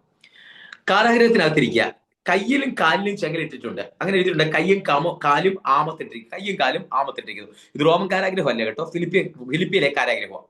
കയ്യിലും കാലിലും ചെങ്ങലിട്ടിരിക്കുന്നു. 2 പേരുടെയും കയ്യിലും കാലിലും ചെങ്ങലിട്ടിരിക്കുന്നു. 2 പേരും മുഖത്തോട് മുഖം നോക്കിയിരിക്കുന്നു. പൗലോസ് അച്ചായന് ദർശനം കണ്ടിട്ട് ഇറങ്ങിയ ആളാണ്, ദർശനം കണ്ടു. പക്ഷെ ശീലാസോ, ഞാനാണ് ശീലാസിന്റെ അടുത്തെങ്കിൽ ഞാൻ ഒരു ചോദിച്ചാൽ, അച്ഛാ സത്യമായിട്ടും മാസ്ലോണിയിൽ നിന്ന് വന്ന് ദർശനമൊക്കെ അച്ഛൻ കണ്ടായിരുന്നോ? കൈ കാണിച്ച് വിളിച്ചൊക്കെ കണ്ടായിരുന്നോ? ശരിക്കും ദൈവം വിളിച്ചിട്ട് തന്നെയാണോ നമ്മൾ ഇങ്ങോട്ട്? നമ്മൾ പോകുന്നത് കൊരിന്ത്യയിൽ പോകാൻ വേണ്ടിയാണ്, അല്ലെ ഏഷ്യയിൽ പോകാൻ വേണ്ടി. അവിടെ നമുക്ക് സ്വീകരണം കിട്ടും, നമുക്ക് കൺവെൻഷനോ നല്ല സ്റ്റേജ് കിട്ടിയാനെ ലക്ഷക്കണക്കിന് ആളുകളെ കൂട്ടി കൺവെൻഷൻ പ്രസംഗിച്ചാൽ മതി. അവിടെ രക്ഷിക്കപ്പെട്ട് ഇഷ്ടംപോലെ നമുക്ക് സ്വീകരണം കിട്ടും. പക്ഷെ ഇവിടെ എന്ന് വെച്ചാൽ അതല്ലത്. അച്ഛാ സത്യമായിട്ടും ഇങ്ങനെ കണ്ടായിരുന്നോ എന്ന് അപ്പൊ അച്ഛൻ കണ്ടെന്ന് പറഞ്ഞാൽ എന്താ പ്രശ്നം എന്നറിയോ? എന്നിട്ട് എന്താ അച്ഛാ കാരാഗ്രഹ ചോരപ്പാടേ, ഈ ചോരപ്പാടും അടി കൊണ്ട് വീർത്തിരിക്കുന്ന പാടും ചെങ്ങലിട്ടിരിക്കുന്ന പാടും എന്താ അച്ഛാ എന്നിട്ട് എങ്ങനെ സംഭവിച്ചേ? ഉത്തരമില്ലാത്ത ജോലിയില്ലേ, ഉത്തരമില്ലാതിരിക്കുന്ന കാര്യങ്ങൾ. ഉത്തരമില്ല അവിടെ അച്ഛാന്, ഉത്തരവില്ല. രക്ഷിക്കപ്പെട്ട് 2 പേര് രക്ഷിക്കപ്പെട്ടു എന്നുള്ളത് ശരിയാ. പൗലോസിന്റെ ശുശ്രൂഷയിൽ ആദ്യം ലുദിയയുടെ വീടും കിട്ടി, ആരാധനയും തുടങ്ങി. വെളിച്ചപ്പാടത്തേക്കാരി സ്ത്രീയുമായി അടുത്ത വലിയൊരു പ്രതിസന്ധിയായി, വലിയ പ്രതിസന്ധിയായി. പ്രതിസന്ധിയുടെ ആഴം കൂടുക. കാര്യം എന്താണെന്നറിയോ? അച്ഛാ ഇതേ 2 പേരും ചെങ്ങലക്കിട്ടിട്ട് കയ്യിലും കാലിലും ചോരയും പൊടിഞ്ഞ് ഇരിക്കുമ്പോ ഇവിടുത്തെ സ്ഥിതി എന്താ കുഞ്ഞെ? ഇവിടെയല്ലേ ലജ്ജിച്ചു പോകണ്ടേ? ഇവിടെയല്ലേ നീ ലജ്ജിക്കണ്ടേ? ഇവിടെയല്ലേ ലജ്ജിക്കണ്ടേ? അവിടെ നിനക്കൊരു പാഠമുണ്ട്, അവിടെ നമുക്കൊരു പാഠമുണ്ട്. രക്ഷിക്കപ്പെട്ട ദൈവവൈതലേ നിനക്കൊരു പാഠമുണ്ട്. പ്രതിസന്ധിക്ക് മുമ്പില് പൗലോസ് എന്താ ചെയ്തത്? പതറി പോവുകയല്ല. അവിടെ 16:25 എഴുതിയിരിക്കുന്നു, കാരാഗ്രഹത്തിനകത്ത് അവർ പാടി ആരാധിച്ചു, തടവുകാർ ശ്രദ്ധിച്ചുകൊണ്ടിരുന്നു. ഞാൻ ഒരു കാര്യം ചോദിക്കട്ടെ, ഈ കാരാഗ്രഹത്തിനകത്ത് പിന്നത്തെ സംഭവം നമുക്കറിയാം. ചെങ്ങല അഴിഞ്ഞു വീണു, വാതിൽ തുറന്നു, കാരാഗ്രഹപാടി രക്ഷിക്കപ്പെട്ട എല്ലാം അറിയാം. പക്ഷെ ആരാധിക്കുന്നതിന് മുമ്പ് ദൈവം എന്താ പറഞ്ഞോ? കുഞ്ഞെ നിങ്ങൾ ആരാധിച്ചോ, ഞാൻ ഇറങ്ങി വന്ന് വാതിലൊക്കെ തുറന്നേക്കാന്ന് പറഞ്ഞില്ല. കുഞ്ഞെ നിങ്ങൾ ആരാധിച്ചോ, നിങ്ങൾ ഭയങ്കരമായിട്ട് പ്രാർത്ഥിക്കുക ആരാധിക്കുകയൊക്കെ ചെയ്തോ? നിങ്ങൾ ആരാധിച്ചുകൊണ്ടിരിക്കുമ്പം ഞാൻ ഇറങ്ങി വന്ന് കാരാഗ്രഹ പ്രമാണിയുടെ സംസാരിച്ചേക്കാം പറഞ്ഞോ? ഇല്ല. സ്നാനപ്പെടുത്താൻ ഒന്നും പറഞ്ഞില്ല. ഈ പൗലോസിനെ വിളിച്ച ദൈവം മറ്റേ അടുത്ത വഴി അഗോചരോ മറച്ചു വെച്ചിരിക്കുക. അടുത്ത വഴി മറച്ചു വെച്ചിരിക്കുക. നിന്നോട് പറഞ്ഞിട്ടില്ല. പക്ഷേ ഇന്ന് രാത്രി നീ ചിന്തിച്ചോ, പ്രതിസന്ധിയുടെ നടുവില്, നിന്റെ വേദനയുടെ നടുവില് കുഞ്ഞെ നീ ആരാധിക്ക്, നീ പ്രാർത്ഥിക്ക്, നീ ആരാധിക്ക്. പ്രതിസന്ധിക്ക് നടുവില് നീ പ്രാർത്ഥിക്ക്, നീ ആരാധിക്ക്. നീ ആരാധിക്കുക. തമ്പുരാൻ പറഞ്ഞില്ല ആരാധിക്കുക, നിന്നെ വിടുവിച്ചു കൊണ്ടുവരാമെന്ന് തമ്പുരാൻ പറയത്തില്ല. നിനക്കൊരു ഗൈഡൻസ് ഉണ്ട് പുസ്തകത്തിൽ നിന്ന്. അതാ പുസ്തകം പറയുന്ന ഒരു ഗൈഡൻസ് ഉണ്ട്. പുസ്തകം പറയുന്നുണ്ട് വേദനയ്ക്കകത്ത് എന്താ ചെയ്യണ്ടേ അറിയില്ല. നീ രണ്ടെണ്ണം പറയണോ വേദനിക്കണോ ആരോടൊക്കെ അതൊന്നും അറിയില്ല. അറിയുന്നൊരു കാര്യം പറയാം. ഫെനീന ഹന്നയെ മുഷിപ്പിച്ചുകൊണ്ടിരുന്നു. ഭർത്താവിനോട് പറഞ്ഞു, ഭർത്താവിന് മനസ്സിലായില്ല. പിന്നെ പറയാൻ പോയില്ല. പുരോഹിതനോട് ചെന്നിട്ട് അച്ഛാ ഇങ്ങനെ എന്റെ പുരോഹിത അത് ഇങ്ങനെ ദൈവാസനെ ഇങ്ങനെ ഉണ്ടാ ഒന്നും പറഞ്ഞില്ല. ഒരു പ്രാർത്ഥന എന്താണെന്നറിയാമോ? ഹന്നയുടെ പ്രാർത്ഥന എന്താണെന്നറിയാമോ? എനിക്ക് എന്റെ എന്ന് പറയാൻ ഒരുവനില്ല. ഈ പ്രാർത്ഥനയുടെ കാര്യം എന്താണെന്നറിയാമോ? ദൈവം പറയാ, കുഞ്ഞെ നീ പ്രാർത്ഥിക്കുന്ന പോലെ എനിക്ക് എന്റെ ദാസൻ എന്ന് പറയാൻ അവിടെ ഒരുവനില്ല. ദൈവത്തിന് എനിക്ക് എന്റെ എന്ന് പറയാൻ ഒരുവനില്ല. ഹന്ന പെനീനയ്ക്ക് 10 മക്കളുണ്ട്, എന്റെ അല്ല. നാട്ടിൽ എന്റെ ഭർത്താവുണ്ട്, എന്റെ എന്ന് പറയാൻ എനിക്കൊരു തലമുറയില്ല. ദൈവം പറഞ്ഞു എനിക്ക് എന്റെ എന്ന് പറയാൻ അവിടെ ഒരു പ്രവാചകനില്ല. ദൈവത്തിന്റെ ഡിമാൻഡും ഈ ഹന്നയുടെ പ്രാർത്ഥനയുടെ കൂട്ടിമുട്ടി. ആ കൂട്ടിമുട്ടിയുടെ മറുപടിയാണ് ശമൂവേൽ പ്രവാചകൻ. ദാൻ മുതൽ ബേർശേബ വരെ ദൈവത്തിന്റെ പ്രവാചകൻ. ചില പദ്ധതികൾ ദൈവം നിന്നെ ഒരുക്കിക്കൊണ്ടുപോകുന്നതാ. ഈ വേദനയ്ക്കകത്തൂടെ നടത്തുന്നതാ. ആ വേദനയ്ക്കകത്തെ പ്രോഡക്റ്റ് ആ ശമൂവേൽ പ്രവാചകൻ. നിനക്ക് നിന്റെ എന്ന് പറയാൻ, ദൈവത്തിന്റെ എന്ന് പറയാൻ. ഇതിന്റെ പേരാ ക്രിസ്തു എന്റെ ശരീരത്തിൽ മഹിമപ്പെടുകയുള്ളൂ എന്ന്. എന്നിലൂടെ ദൈവനാമം മഹിമപ്പെടുമെന്ന് ഹന്നാമിച്ച് പറയും, എന്റെ മകനാ ശമൂവേൽ എന്ന്. കുറെ നാൾ കഴിയുമ്പോ പെനീന വന്നിട്ട് പറയും, ന്യായപാലനം നടത്തുന്ന അമ്മച്ചി, അത് നമ്മൾ സഹോദരിമാരല്ലേ, എന്റെ കൊച്ചിന്റെ കാര്യത്തിൽ ഒരു തീരുമാനം ഉണ്ടാക്കി തരണേന്ന്. ശമൂവേലിനെ കുറിച്ച് അഭിമാനം കൊള്ളുന്ന പെനീനയുണ്ട്.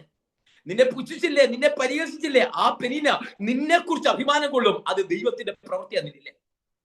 ഹല്ലേലൂയ. ഈ വചനത്തിലേക്ക് വന്നേ. പൗലോസും ശീലാസും പാടി ആരാധിച്ചു കാരാഗ്രഹത്തിനകത്ത്. വിശ്വാസി 1 ലുദിയ, 2 വെളിച്ചപ്പാടത്തിക്കാരി സ്ത്രീ, 3-ാമത്തേത് വരാൻ പോവാ. പാടി ആരാധിച്ചു. കാരാഗ്രഹത്തിന്റെ വാതിൽ ആരാധിക്കുന്നതിലേക്ക് തടവുകാർ ശ്രദ്ധിച്ചു. അർദ്ധരാത്രിയിൽ കാരാഗ്രഹത്തിന്റെ വാതിൽ തനിയങ്ങ് തുറന്നു. എല്ലാ വാതിലും തുറന്നു. കയ്യിലെ കാലിലെ ചെങ്ങലകൾ അഴിഞ്ഞു വീണു. കാരാഗ്രഹ പ്രമാണി ഉറക്കം നിറഞ്ഞു നോക്കി. വാതിൽ തുറന്നിട്ടിട്ട് തടവുകാർ ഓടിപ്പോയി എന്ന് വിചാരിച്ച് ഒരു നിലവിളിയാ.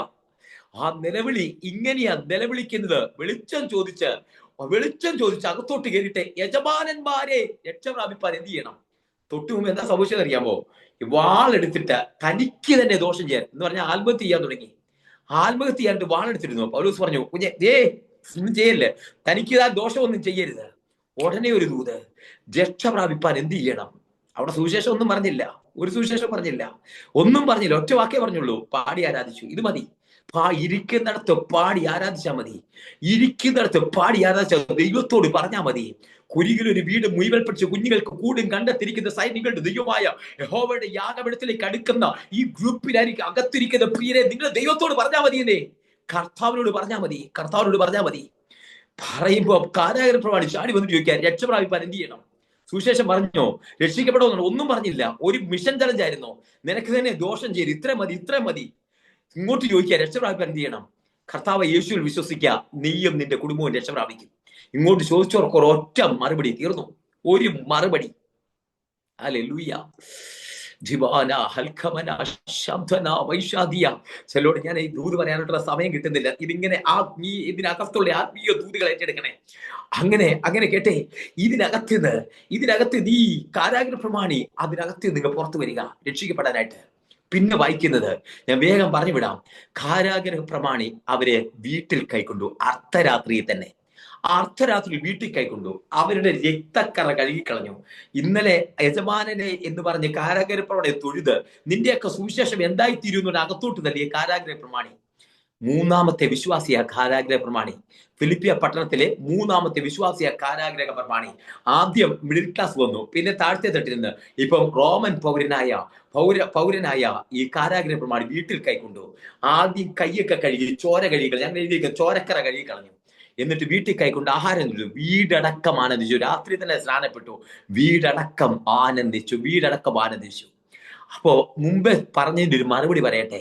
കാരാഗ്രഹത്തിനകത്തായിരുന്നു ഇപ്പൊ പൗലോസിന്റെയും ശീലാസിന്റെയും തോന്നിയില്ലേ നമ്മുടെ മനസ്സില് ഇത്രയും സുവിശേഷം ചെയ്ത് ഇവരെന്താ ജയിലിൽ കിടക്കുന്നേ? അപ്പൊ പൗലോസിന് അറിയാം, ഞാൻ ജയിലിൽ കിടക്കുന്നുണ്ടെങ്കിൽ ദൈവത്തിന് അതൊരു പർപ്പസ് ഉണ്ട്. നീ കരയുന്നുണ്ടെങ്കിൽ ദൈവത്തിനൊരു പർപ്പസ് ഉണ്ട്. നീ വേദനിക്കുന്നുണ്ടെങ്കിൽ ദൈവത്തിനൊരു പർപ്പസ് ഉണ്ട്. ഇനി ഫിലിപ്പിയർക്ക് എഴുതുന്ന ലേഖനം 10 വർഷം കഴിയുമ്പം അതേ സഭയ്ക്ക്, ഈ 3 പേരെ കൊണ്ട് ആരംഭിച്ച സഭ വളർന്നു വലുതായി. ഇപ്പൊ ഏകദേശം 10 വർഷങ്ങൾക്ക് ശേഷം ആ സഭയ്ക്ക് ഒരു ദൂത് എഴുതുക. ആ സഭയ്ക്ക് ഒരു ലേഖനം എഴുതുമ്പോ പറയുക, ഞാൻ റോമൻ കാരാഗ്രഹത്തില, പക്ഷെ എനിക്കൊന്നറിയാം, ഞാൻ ലജ്ജിക്കേണ്ട സാഹചര്യമാണെന്ന് ലോകം മുഴുവൻ പറയുമ്പോ എനിക്കൊന്നറിയാം, ഈ സഭ ഉണ്ടായി വന്നത്, സന്തോഷിപ്പിന് ഞാൻ പിന്നെയും പറയുമ്പോ, ഈ സഭ ഉരുവായത്, ഈ സഭ ഉടലെടുത്തത്, ഈ സഭ, അതെ ഈ സഭ ഉണ്ടായത് ഞാൻ കാരാഗ്രഹത്തിൽ കിടന്ന എന്റെ റിസൾട്ടാ. ഈ സഭയും എനിക്കറിയാമെങ്കിൽ അങ്ങനെ ഞാൻ ഒന്നിലും ലജ്ജിച്ചു പോകാതെ ക്രിസ്തു എന്റെ ശരീരത്തിൽ മരണത്താലാകട്ടെ ജീവനാലാകട്ടെ എപ്പോഴും എന്നതുപോലെ അന്നത്തേതുപോലെ ഇപ്പോഴും മഹിമപ്പെടുകയുള്ളെന്ന് പ്രതീക്ഷിക്കുകയും പ്രത്യാശിക്കുകയും ചെയ്യുക. ചുടനാരകാധനഹസ്തരം വൈഡേ മനാധികം ജീവൽ പ്രവാരഘടക ശബ്ദൂനിയം ഹർമൽ ഘടഘടക വൈഡൽ ഖരാദികെ ധേര പ്രവാരക ശബ്ദുലാദന ജൂലിറോസ് ദേവാസി, നിങ്ങളെ കുറിച്ചൊരു ഭയങ്കര ദൈവിക പദ്ധതി ഉണ്ട് കേട്ടോ. നിങ്ങളെ കുറിച്ചൊരു ഭയങ്കര ദൈവിക പദ്ധതി ഉണ്ട്. എവിടെയൊക്കെയോ കൂട്ടായ്മയുടെ, നിങ്ങൾ ആലോചിച്ചു, കൂട്ടായ്മയുടെ ബന്ധങ്ങൾ ഇങ്ങനെ ചോദിച്ച് അന്വേഷിച്ച്, ചിലർ നിങ്ങളെ തേടി വരും പ്രാർത്ഥിക്കാൻ, ചിലർ നിങ്ങളെ അന്വേഷിച്ച് വരും. അതോടൊപ്പം ഈ കൂട്ടായ്മ ചിലരെ അന്വേഷിച്ചു വരും ദേവാസി, ചിലരെ ഈ കൂട്ടായ്മയിലേക്ക് അന്വേഷിച്ചു വരും. അടവൽ കരാധികം ഒരു ഭയങ്കര ദൈവം മഹിമ, കർത്താവ് നമ്മളുടെ ഗ്ലോറി, യഹോവയുടെ ഗ്ലോറി, ആ മഹിമ, ആ മഹത്വം നമ്മൾ വെളിപ്പെടണം. എത്ര പേര് ആഗ്രഹിക്കുന്നേ? എത്ര ഇതെന്ന് ആഗ്രഹിച്ചാൽ മതി. പൗലോസും ശിലാസും പോയത് ഭയങ്കര വേദനയ്ക്കകത്തൂടാ പോയത്, ഭയങ്കര പ്രതിസന്ധിക്കകത്തൂടാ പോയത്. പക്ഷെ ആ പ്രതിസന്ധി തീർത്ത് കളയാനല്ല. 10 വർഷം കഴിയുമ്പോൾ ലേഖനം എഴുതുമ്പോ കണ്ടു നിൽക്കുന്നവര് നോക്കിയിട്ട് പറയും, എന്താ അച്ഛാ ജയിലിൽ കിടക്കുന്ന, എന്താ അച്ഛാ ഈ കാര്യങ്ങള്, ഈ തലേ മുണ്ടിട്ട് നാണം കിടന്ന് ലജ്ജിക്കേണ്ട കാര്യങ്ങളാ. പക്ഷെ പൗലോസ് പറയും, അങ്ങനെ ഞാൻ ഒന്നിലും ലജ്ജിച്ചു പോകാതെ. നിങ്ങൾ സന്തോഷിപ്പിരുന്ന പിന്നെ പറയാ, എനിക്കിവിടെ സന്തോഷമാ, എനിക്കറിയാം ദൈവത്തിന് പർപ്പസ് ഉണ്ടെന്ന്. അങ്ങനെ ഞാൻ ഒന്നിലും ലജ്ജിച്ചു പോകാതെ. ഇത് എന്താ കാര്യം എന്നറിയാമോ? പൗലോസ് ഈ ലേഖനം എഴുതുമ്പോ പൗലോസിന് അറിയത്തില്ല ഇന്ന് ഞാൻ ഈ ലേഖനത്തിൽ പ്രസംഗിക്കുന്നത്. പൗലോസിന് അറിയത്തില്ല ലേഖനങ്ങളുടെ രാജ്ഞിയായി പുതിയ നിയമ സഭയ്ക്ക് പിറവുറ്റ ലേഖനമാണ് കാരാഗ്രഹത്തിനകത്ത് പൗലോസ് എഴുതുന്നതെന്ന് പൗലോസിന് അറിയത്തില്ല. പക്ഷെ പരിശുദ്ധാത്മാവൻ അറിയാം. അതാ കാരാഗ്രഹത്തിനകത്ത്. ആദ്യത്തെ കാരാഗ്രഹം ഫിലിപ്പിയിൽ ഇരിക്കുമ്പോൾ അവിടെ സഭയുണ്ടാക്കാൻ, രണ്ടാമത് കാരാഗ്രഹത്തിൽ റോമയിൽ ഇരിക്കുമ്പോൾ അവിടെ പുതിയ നിയമ സഭയ്ക്ക് ലേഖനം എഴുതാൻ, നിത്യതയിലേക്ക് ചിലരെ അടുപ്പിക്കുന്ന ലേഖനം എഴുതാൻ. ദൈവം നിന്നെ വെറും ഒരു പർപ്പസോടെയല്ല ദൈവം വിളിച്ചിരിക്കുന്നത് വെറുതെ അല്ല. പൗലോസിന്റെ ആ വാക്കിലേക്ക് ഞാൻ മടങ്ങി വരട്ടെ. ആ വാക്ക് പറയുന്നത്, അങ്ങനെ ഞാൻ ഒന്നിലും ലജ്ജിച്ചു പോകാതെ. പറയാൻ പറ്റുമോ? സാഹചര്യങ്ങൾ മുഴുവൻ എതിരായിട്ടായിരിക്കും നിൽക്കുന്നത്, നിനക്ക് അനുകൂലമല്ലായിരിക്കും സാഹചര്യങ്ങൾ, പക്ഷേ അങ്ങനെ ഞാൻ ഒന്നിലും ലജ്ജിച്ചു പോകാതെ ക്രിസ്തു എന്റെ ശരീരത്തിൽ മരണത്താലാകട്ടെ ജീവനാലാകട്ടെ ഞങ്ങൾ പൗലോസിനെ പോലെ സമർപ്പിച്ചേക്കുക. ഹന്നയെ പോലെ അങ്ങ് കൊടുത്തോ കുഞ്ഞെ, ഹന്നയെ പോലെ കൊടുത്തോ. മറുപടി നീ ചോദിക്കട്ടെ, ഹന്നയെ പോലെ കൊടുത്തോ. മറിയപ്പോൾ ഇതാ ഞാൻ കർത്താവിന്റെ ദാസി, നിന്റെ ഹിതം പോലെ ഭവിക്കട്ടെ. അതിനകത്തൊരു റിസ്ക് ഉണ്ട്. ആ മറിയങ്ങ് സമർപ്പിക്കുമ്പോൾ അങ്ങനെ പിടിക്കപ്പെടുന്നവരെ കല്ലെറിഞ്ഞു കൊല്ലാം. അതുകൊണ്ടാ ഒരു വ്യഭിചാര കുറ്റത്തെ പിടിക്കപ്പെട്ട ഒരു സ്ത്രീയെ കല്ലെറിഞ്ഞു കൊല്ലാനായിട്ട് മോശയുടെ ന്യായപ്രമാണം എന്ന് പറഞ്ഞു കൊണ്ടുവന്നേ. യഹൂദ പാരമ്പര്യം അനുസരിച്ച് അങ്ങനെയാ. ഇതൊന്നും മറിയയുടെ പ്രശ്നമല്ല. മറിയ ഒരു കൂട്ടായ്മ അന്വേഷിക്കുക. എവിടാന്നറിയാമോ? എലിസബത്തിന്റെ അടുത്ത്. ആ ഗർഭിണിയായിരിക്കുന്ന പെണ്ണ് മല ചവിട്ടി കയറി, ഇതുപോലെ വാഹന സൗകര്യമൊന്നുമില്ലോ, മല ചവിട്ടി കയറി എലിസബത്തിന്റെ വീട്ടിൽ ചെല്ലുക. ഒരു കൂട്ടായ്മയുടെ അന്വേഷിച്ച്. ചില കൂട്ടായ്മകൾ മാതിരി ധരിച്ച് പരിശുദ്ധാത്മാവിന്റെ ഗൈഡൻസ് നിങ്ങൾക്കില്ലേ? ഹല്ലേലൂയ. അങ്ങനെ ഞാൻ ഒന്നിലും ലജ്ജിച്ചു പോകാതെ ക്രിസ്തു എന്റെ ശരീരത്തിൽ മഹത്വപ്പെടുമെന്ന്. ദൈവം നീ ആയിരിക്കുന്നിടത്ത് മഹത്വപ്പെടും, നിന്റെ കുടുംബത്താൽ മഹത്വപ്പെടും, നിന്റെ തലമുറയാൽ ദൈവനാമം മഹിമപ്പെടും, ദൈവത്തിന്റെ നാമം മഹത്വപ്പെടും, നിന്റെ തലമുറയാൽ ദൈവത്തിന്റെ നാമം മഹത്വപ്പെടും, മഹിമപ്പെടുകയുള്ളൂ എന്ന അപ്പോക്കാരോത്തയോസ് വാക്ക് കേട്ടോ. അതെനിക്ക് ഉറപ്പാ. ഇതല്ലാതെ ഒന്നില്ല. ഈ അപ്പോക്കാരോത്തയോസിന്റെ ഗ്രീക്കിലെ മീനിങ് എടുത്താൽ ഇതല്ലാതെ വേറൊരു കാര്യമില്ല. ഇത് ഒറ്റ വഴിയേ ഉള്ളൂ. ഇപ്പൊ നമുക്ക് എറണാകുളത്ത് നിന്ന് തൃശ്ശൂരേക്ക് പോകണ ഒരു വഴിയുണ്ട്, ഒരു ഹൈവേ വഴിയുണ്ട്. പല മാറിയുള്ള പല വഴികളുമുണ്ട്. എന്നാൽ എല്ലാ വഴിയും അടഞ്ഞു പോയാൽ ഈ ഒരൊറ്റ വഴി, അത് ഹൈവേ മാത്രമേ ഉള്ളൂ. ഈ ഒരൊറ്റ വഴി, ഒരേ ഒരു വഴി, അതാ അപ്പോക്കാരോത്തയോസ്. ഈ ഒരൊറ്റ വഴിയേ ഉള്ളൂ. ക്രിസ്തുവിന്റെ ശരീരത്തിൽ മഹിമപ്പെടുമെന്ന് പ്രതീക്ഷിക്കുകയും പ്രത്യാശിക്കും. ഇതെനിക്ക് ഉറപ്പാ. ഇതല്ലാതെ വേറെ ഞാൻ ചിന്തിക്കുന്നില്ല, വേറെ ഒരു മാർഗം ചിന്തിക്കുന്നില്ല. ഇതെനിക്ക് ഉറപ്പാ. ക്രിസ്തുവിന്റെ ശരീരത്തിൽ മഹിമപ്പെടുകയുള്ളൂ എന്ന് പ്രതീക്ഷിക്കുകയും പ്രത്യാശിക്കുകയും ചെയ്യുന്നു. ഹല്ലേലൂയ. പ്രതീക്ഷിക്കുകയും പ്രത്യാശിക്കുകയും ചെയ്യുന്നു. ഇന്ന് ഈ സന്ധ്യയില് കുഞ്ഞെ നീ വിശ്വസിച്ചോ? ക്രിസ്തു നിന്റെ ശരീരത്തിൽ മഹിമപ്പെടുമെന്ന് പ്രതീക്ഷിക്കുകയും പ്രത്യാശിക്കുകയും ചെയ്തു. അതേ ആ വചനത്തിനകത്ത് പറഞ്ഞ് കണ്ടുപിടിയട്ടെ. അങ്ങനെ ഞാൻ ഒന്നിലും ലജ്ജിച്ചു പോകാതെ നീ ആവർത്തിച്ച് സാഹചര്യത്തിനകത്ത് ലജ്ജിക്കത്തില്ലെന്ന്. നിന്നെ ലജ്ജിപ്പിക്കാൻ അവങ്കിലേക്കാണോ നീ മുഖമുയർത്തിയിരിക്കുന്നത്? കർത്താവിലേക്കാണോ? ഒരു വെളിച്ചപ്പാർട്ടിക്കാരി സ്ത്രീ രക്ഷിക്കപ്പെട്ടു വന്നത് കണ്ടോ? ഈ രാജ്യം മുഴുവൻ അല്ലെങ്കിൽ കാരാഗ്രഹം നിനക്കെതിരെ ഉയർത്തിയത് കണ്ടോ? നീ ലജ്ജിച്ചു പോകരുത്. അങ്ങനെ ഞാൻ ഒന്നിലും ലജ്ജിച്ചു പോകാതെ ക്രിസ്തു എന്റെ ശരീരത്തിൽ ഒരു കാര്യത്താൽ നീ ലജ്ജിക്കത്തില്ല കുഞ്ഞെ. നിന്റെ തലമുറ വഴി നീ ലജ്ജിക്കത്തില്ല, നിന്റെ സാഹചര്യം വഴി നീ ലജ്ജിക്കത്തില്ല. ലജ്ജിച്ചു പോകാതെ ക്രിസ്തുവിന്റെ മുഖത്തേക്കാണ് നോക്കുന്നത്. അത് ലജ്ജിച്ചു പോകത്തില്ല. അവങ്കിലേക്ക് നോക്കിയാൽ പ്രകാശിതരായി മുഖം ലജ്ജിച്ചു പോകാതെ ക്രിസ്തു നിന്റെ ശരീരത്തിൽ, നിന്റെ കുടുംബത്തിൽ, ഈ കൂട്ടായ്മയ്ക്കകത്ത്, സഭയ്ക്കകത്ത്, നീ ഉൾപ്പെടുന്ന മേഖലയ്ക്കകത്ത്, നിന്റെ ജോലി സ്ഥലത്ത്, നീ പോയിരിക്കുന്നിടത്ത്, നീ ലജ്ജിക്കുമെന്ന് പറയുന്നിടത്ത് ലജ്ജിച്ചു പോകാതെ മഹിമപ്പെടുകയുള്ളൂ എന്ന് ഉറപ്പിച്ചോ, പ്രതീക്ഷിച്ചോ, പ്രത്യാശിച്ചോ? അത് ഉറപ്പാ. ദൈവം ഈ വചനങ്ങളാൽ നമ്മെ അനുഗ്രഹിക്കുമാറാകട്ടെ. എനിക്ക് സമയം അനുവദിച്ചു തന്ന കർത്താവിന്റെ ദാസിക്കും ഈ കൂട്ടായ്മയുടെ എല്ലാവർക്കും നന്ദി പറഞ്ഞുകൊണ്ട് ഞാൻ അവസാനിപ്പിക്കുന്നു. കർത്താവ് നമ്മെ അനുഗ്രഹിക്കട്ടെ. God bless you all. Maranatha.